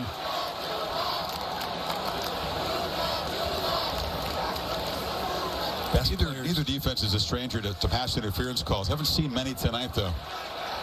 Sark knows his best players have to make plays with a game on the line. Pass interference, number 1.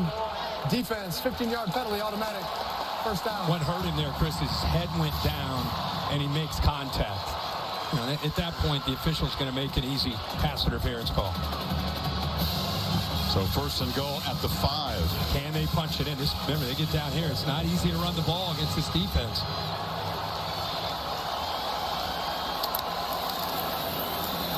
Try to throw it to the end zone, and the fastball zipped to Whittington. Well, that's the shortstop in his background. We said, boy, if you've been working with a quarterback coach, you know, Mahomes and Aaron Rodgers, that sidearm angle that you have, he's kind of like, no, not really. Just play baseball, and just kind of how I throw. I was talking to Tom Ramsey, the ex-UCLA quarterback. He said quarterbacks used to be catchers in baseball. Now they're all shortstops. Yeah, it's right? a shortstop. It's that arms coming across the body on the follow-through. Second and goal. He drops the snap and has to just fall on it as Shad Banks came flying in, and another misfire in goal-to-go position. How did he get that ball back? I mean, a perfect snap. Ball hits the elbow of Bijan Robinson. I cannot believe he got that ball back, but the ball hits Robinson's elbow. He lost 6 yards, and now in third down. Lob to the end zone. Incomplete. Bud Clark came over and made the play to knock it away from Whittington, and it's fourth down. And they struggle again inside the 5. Bud Clark comes over, makes the play. Almost comes up with an interception. Good job of breaking on the ball from the middle of the field to get out there. Backup safety from Louisiana. And now down 14. Yours, a couple of deep breaths. Can they find the end zone here on fourth down?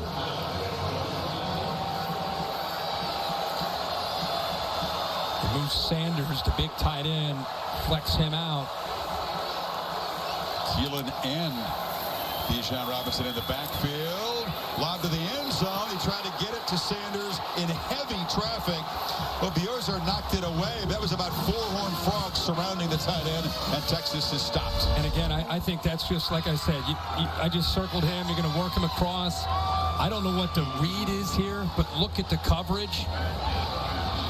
You got 2 or 3 different TCU defenders there. That would have been a miraculous play, but a good job of knocking that away.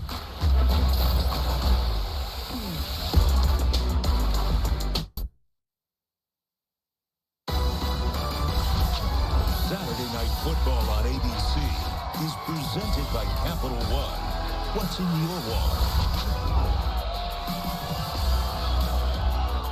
Go back to the missed opportunity before that fourth down stop. Bijan Robinson sliding out on a wheel route. Take a look at this. The defender, Kamara, right here falls. And look at the quarterback. Plenty of time to see that, and instead checks it down. And they missed that chance.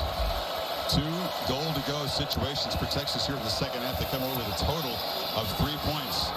Kendra Miller knocked down, and of course you get the best back in America. Your first and goal at the 5, Kirk, and you do nothing but throwing completions from that point. I know folks here would question why not give Robinson a chance. I know it's been tough to run tonight. Well, you're running into a wall of linebackers, so I tip my cap to TCU. I don't question Sark in a play calling. He doesn't want to. He knows how good his back is. He don't want to run into a wall of defenders. They cannot run the football. You got 2 true freshmen getting pushed around up there, and linebackers that are sprinting downhill. That's tough.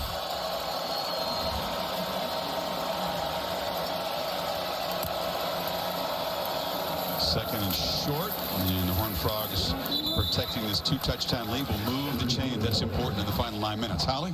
Well, Kendra Miller has been running well tonight for TCU, especially in the second half. He was not a highly recruited guy. UTSA was really his only offer before TCU.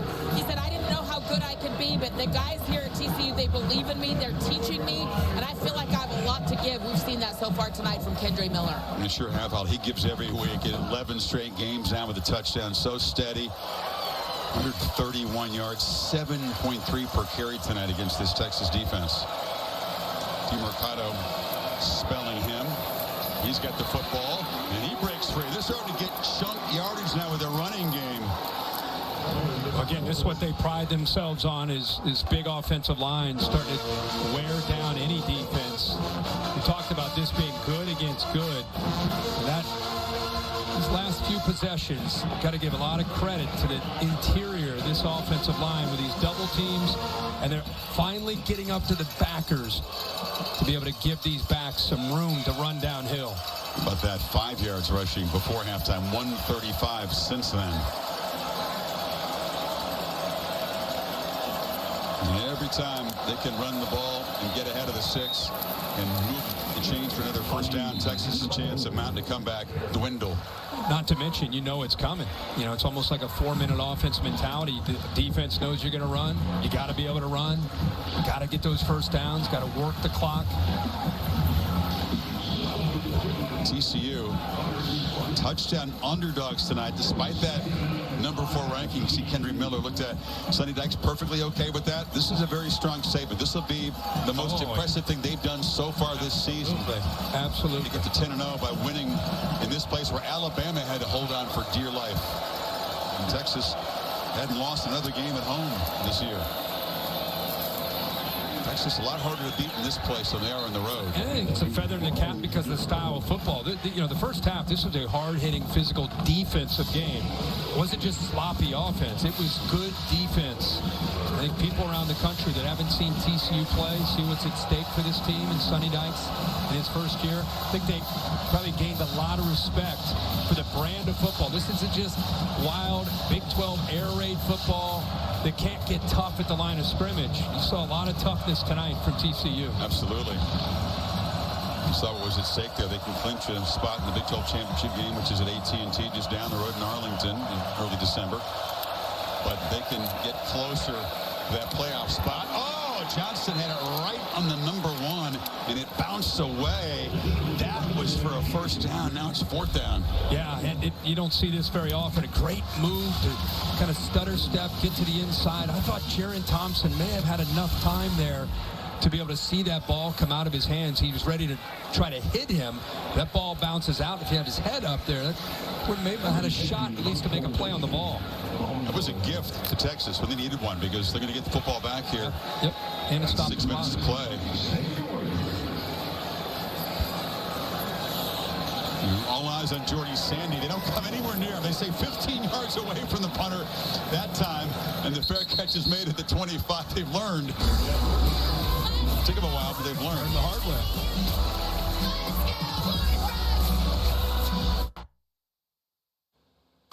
Kevin and Gandhi with this Dr. Pepper Fansville studio update to Eugene. 34 all. Bo Nix hurt. Noah Whittington on 4th and 1 slips, and Washington gets the big stop, and then Peyton Henry 43 yards to give them the lead. 37-34. Knicks back in this game under 40 seconds to go, down by 3. Chris Kirk, back to you. Kevin, thank you. Huskies just made a sack, so they're going to go on the road and in a big hot-blooded rivalry win in Austin. That'll be huge. Ewers flips it over the middle, and the catch is made by Whittington. Takes a big shot after the catch. They move the ball to the 45. Good ball there by Ewers, and Whittington becoming his go-to guy here these last few possessions. A lot of them out quick on the edge. Yards after catch, that time downfield.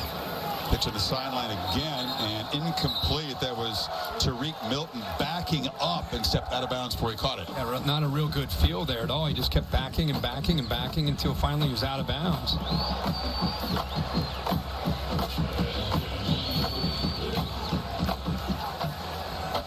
Still a flicker of hope for Texas. The quicker they can reach the end zone, if they can for the first time tonight, the better the chances. And again, in college football, where the clock stops, whether you're out of bounds or first downs, I mean, you just got to get some shots downfield. 3-man rush, lots of time. Ewers just drops the ball and then falls on it back at the 37. That just sums up his night. Yeah, just lost his footing. I mean, they're only rushing 3. They're playing some man underneath. Good coverage downfield. He just lost his footing.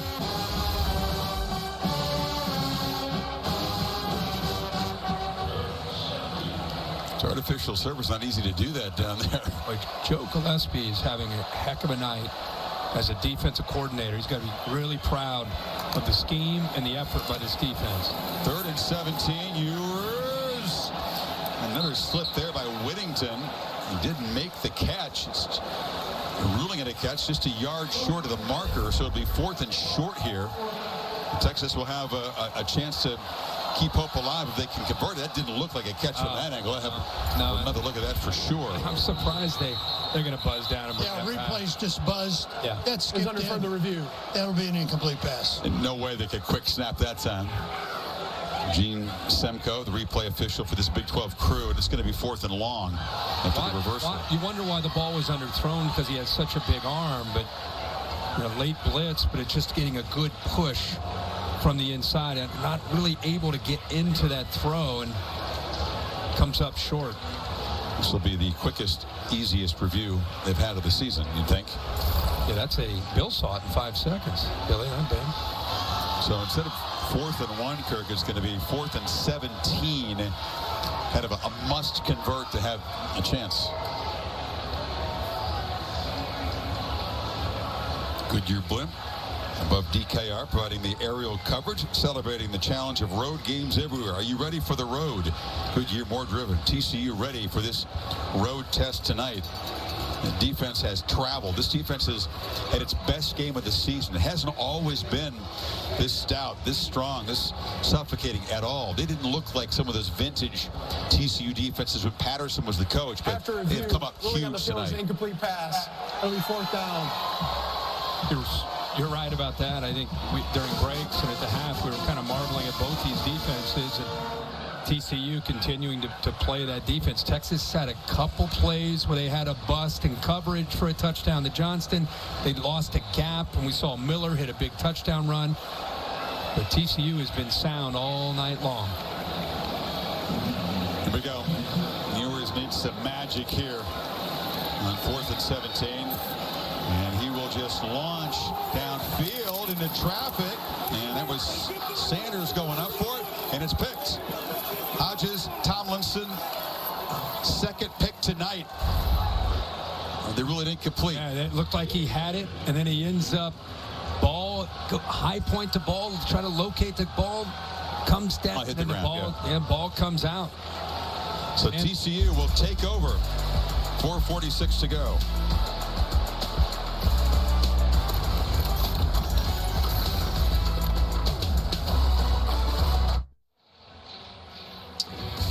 Can't miss for Big 12 fans. Big 12 now on ESPN Plus. You get 50 men's hoops games, 200 women's hoops games, other sports, and select conference championship events. ESPNplus.com/Big 12 now.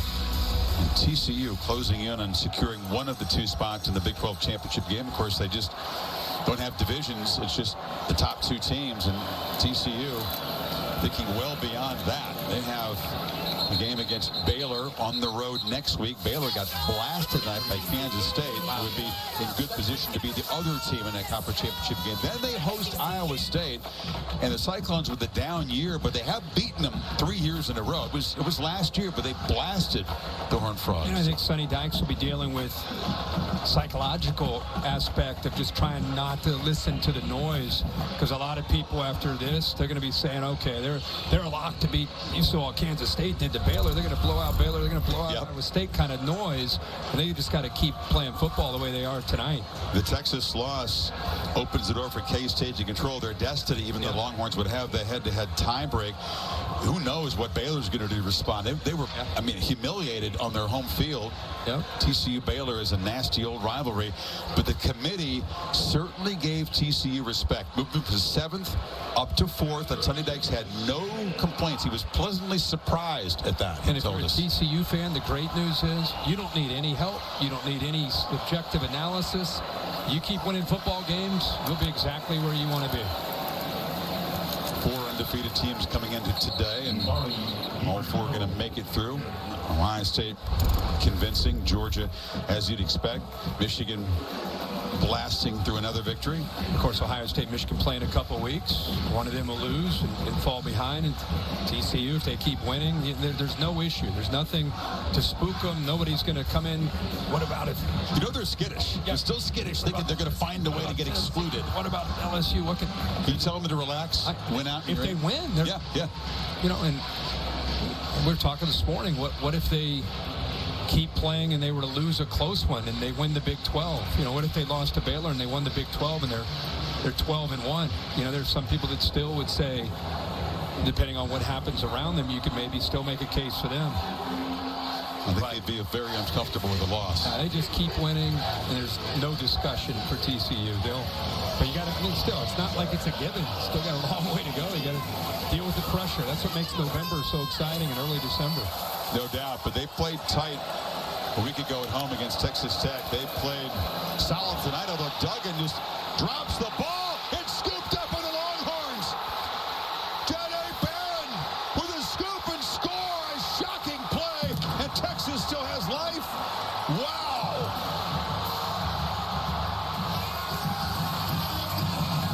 We're talking about TCU in the playoff and just win, and just like that, this thing has changed with 4:25 to play. Nobody got penetration and knocked that ball loose. You know, I thought maybe it was a bad. It all happened so fast. I thought maybe it was a bad snap. And I thought maybe a defender got in there. I think they you know, on the mesh, they just lost the football. Barron had a rough game against Oklahoma State and then bounced back strong against Kansas State. It's a big play. The first touchdown for Texas tonight comes from the defense.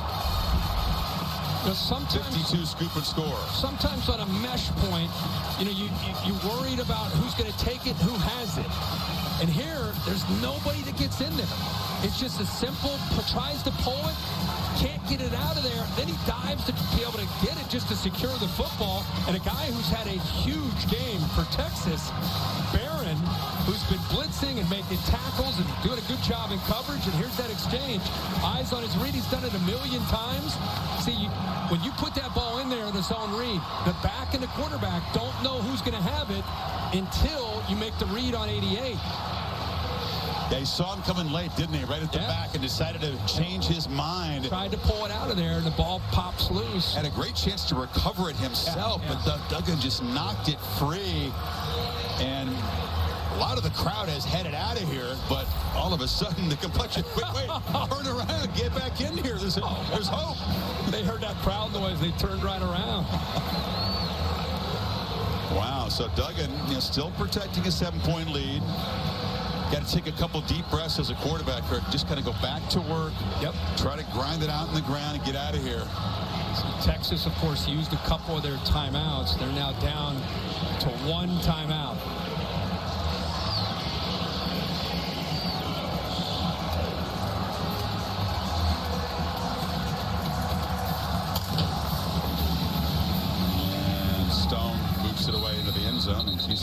in from the 25. Sunday NFL Countdown. Interview with Stephon Diggs. Cowboys exclusive number 88 club. All access there. Monday night, Eagles, Commanders division matchup at 8 Eastern, 5 Pacific. The Manning cast is back this week. Here you go. Talked about, playoff pressure. You handle it well. I mean, that's just one of those mental mistakes. Those little decisions quarterbacks have to make in that kind of play, as you described. Go back to that offensive line in this running game. Been getting good movement in the middle there.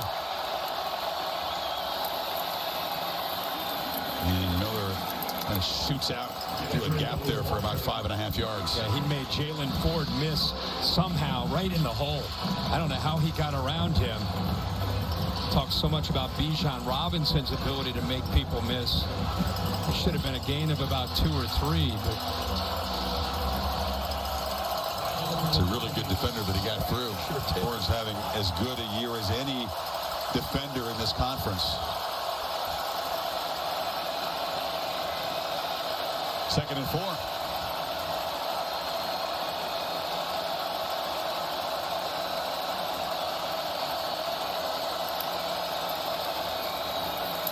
Miller again. That time he smacked and dropped for a 1-yard loss. Sorrell again. Sorrell is here. So much he's been in the game. He's been working out. This time he comes back to the inside. That blitz off the edge, he's able to work and use that leverage to the inside against the tackle, Andrew Coker. So because they get a stop there and it's a 3rd and 4, Sarkisian likes to use his last timeout here on defense, hoping his guys can get the football back for Quinn Ewers to try to come up with a miracle here. I mean, we were talking about TCU, and Texas is down. Can you blame us? They're down to 1 timeout.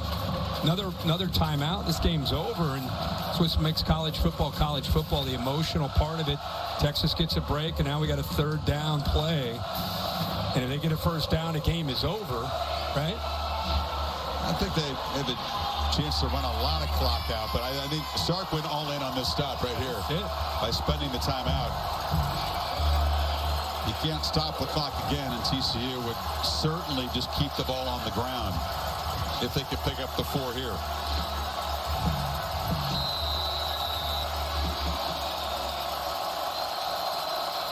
So you throw it and just let number 33 try to make it with his legs. Throw. High. Caught by Johnston, and it's a 1st down. The big fella goes up and uses that height and length, and the Frogs move the sticks. A double slant. Pick who you'd like to go to the inside, the Barber, or the outside to the big man. Of course, you're going to go to the big man, Johnston. It's 6'4". He knows exactly what he just did. Uses his body to secure the ball, make sure he is able to first catch the ball and then get across that 1st down marker. Could be back to action with that ankle sprain. Kind of a quiet night, with the exception of that touchdown reception. He was left alone by the Horned Frogs. 3 catches for 66. That was an important one, though. Clock inside of 3 minutes. And bulldozing ahead is DeMarcado. Another 1st down. They're near midfield. And Texas there just trying to tackle the football. But again, they get behind that big offensive line. Trying to get the hands on the ball. There's Cook. He just throws Cook down. Eventually, Ryan Watts has to make the play, the corner.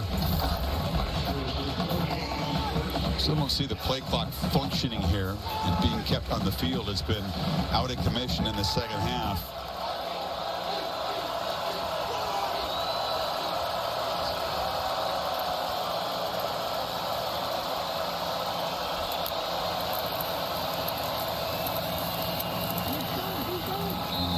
Gain.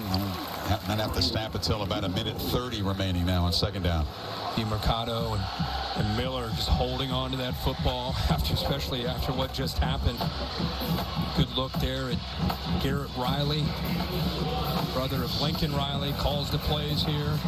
33 years old. Young guy, man. And when we zoomed with him yesterday, I felt like we were talking to Lincoln. The same mannerisms, same looks. Says they never talk football, though, the two brothers. I got to feel not during the season, anyway. Right. So they're using all of the play clock. And banging forward is Miller, and he's a yard and a half from a first down that would surely clinch it. Check, that's DeMercado. And DeMercado's been running the ball hard. And right now, you know, when you're a quarterback and a play clock goes down, you immediately keep your eyes on that back judge. And when his hands go up into the air, it's kind of like basketball. There's 10 seconds left at that point.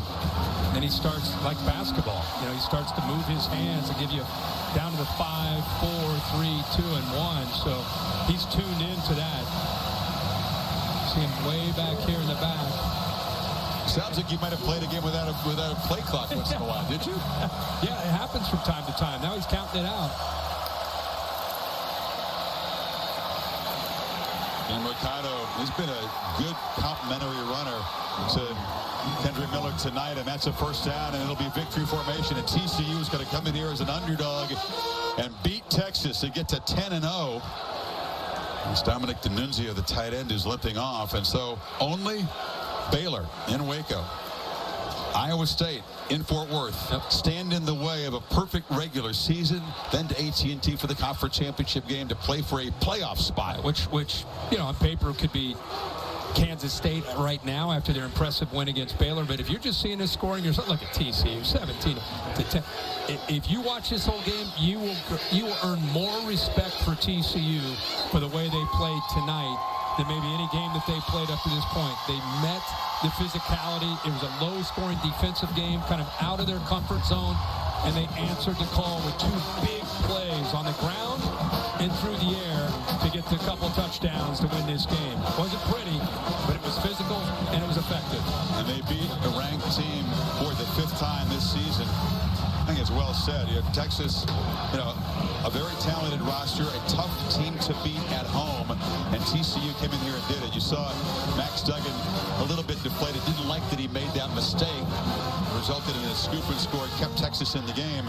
For Green Ewers, it was a frustrating night. Just 171 passing yards, had the interception. To Holly, for Sunny Dykes.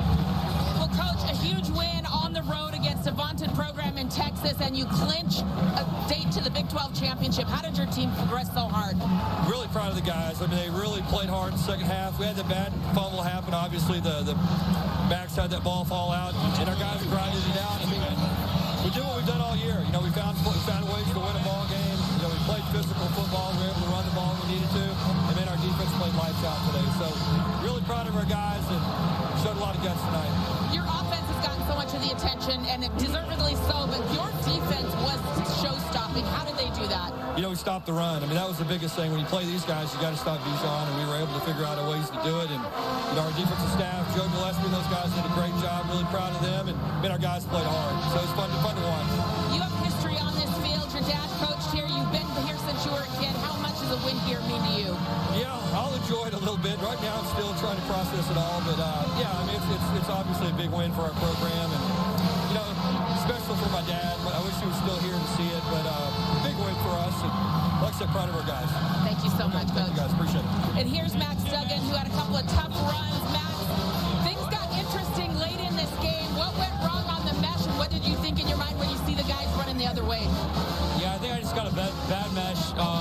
That was on me, but, you know, lucky enough to be surrounded by a lot of great people to bail me out. O-line, defense, you know, guys just doing their job and bailing me out. And, you know, made it kind of close at the end, but, you know, surrounded by great people.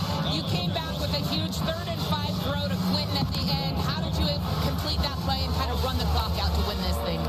Yeah, in that moment, you know you're going to get pressure, you know you're going to get man, and, you know, you just go be confident. You do it every single day. You go to guys like you that, you know, you trust that, you know, they're your best players, and, you know, give him a shot, and, you know, he makes big plays in big moments.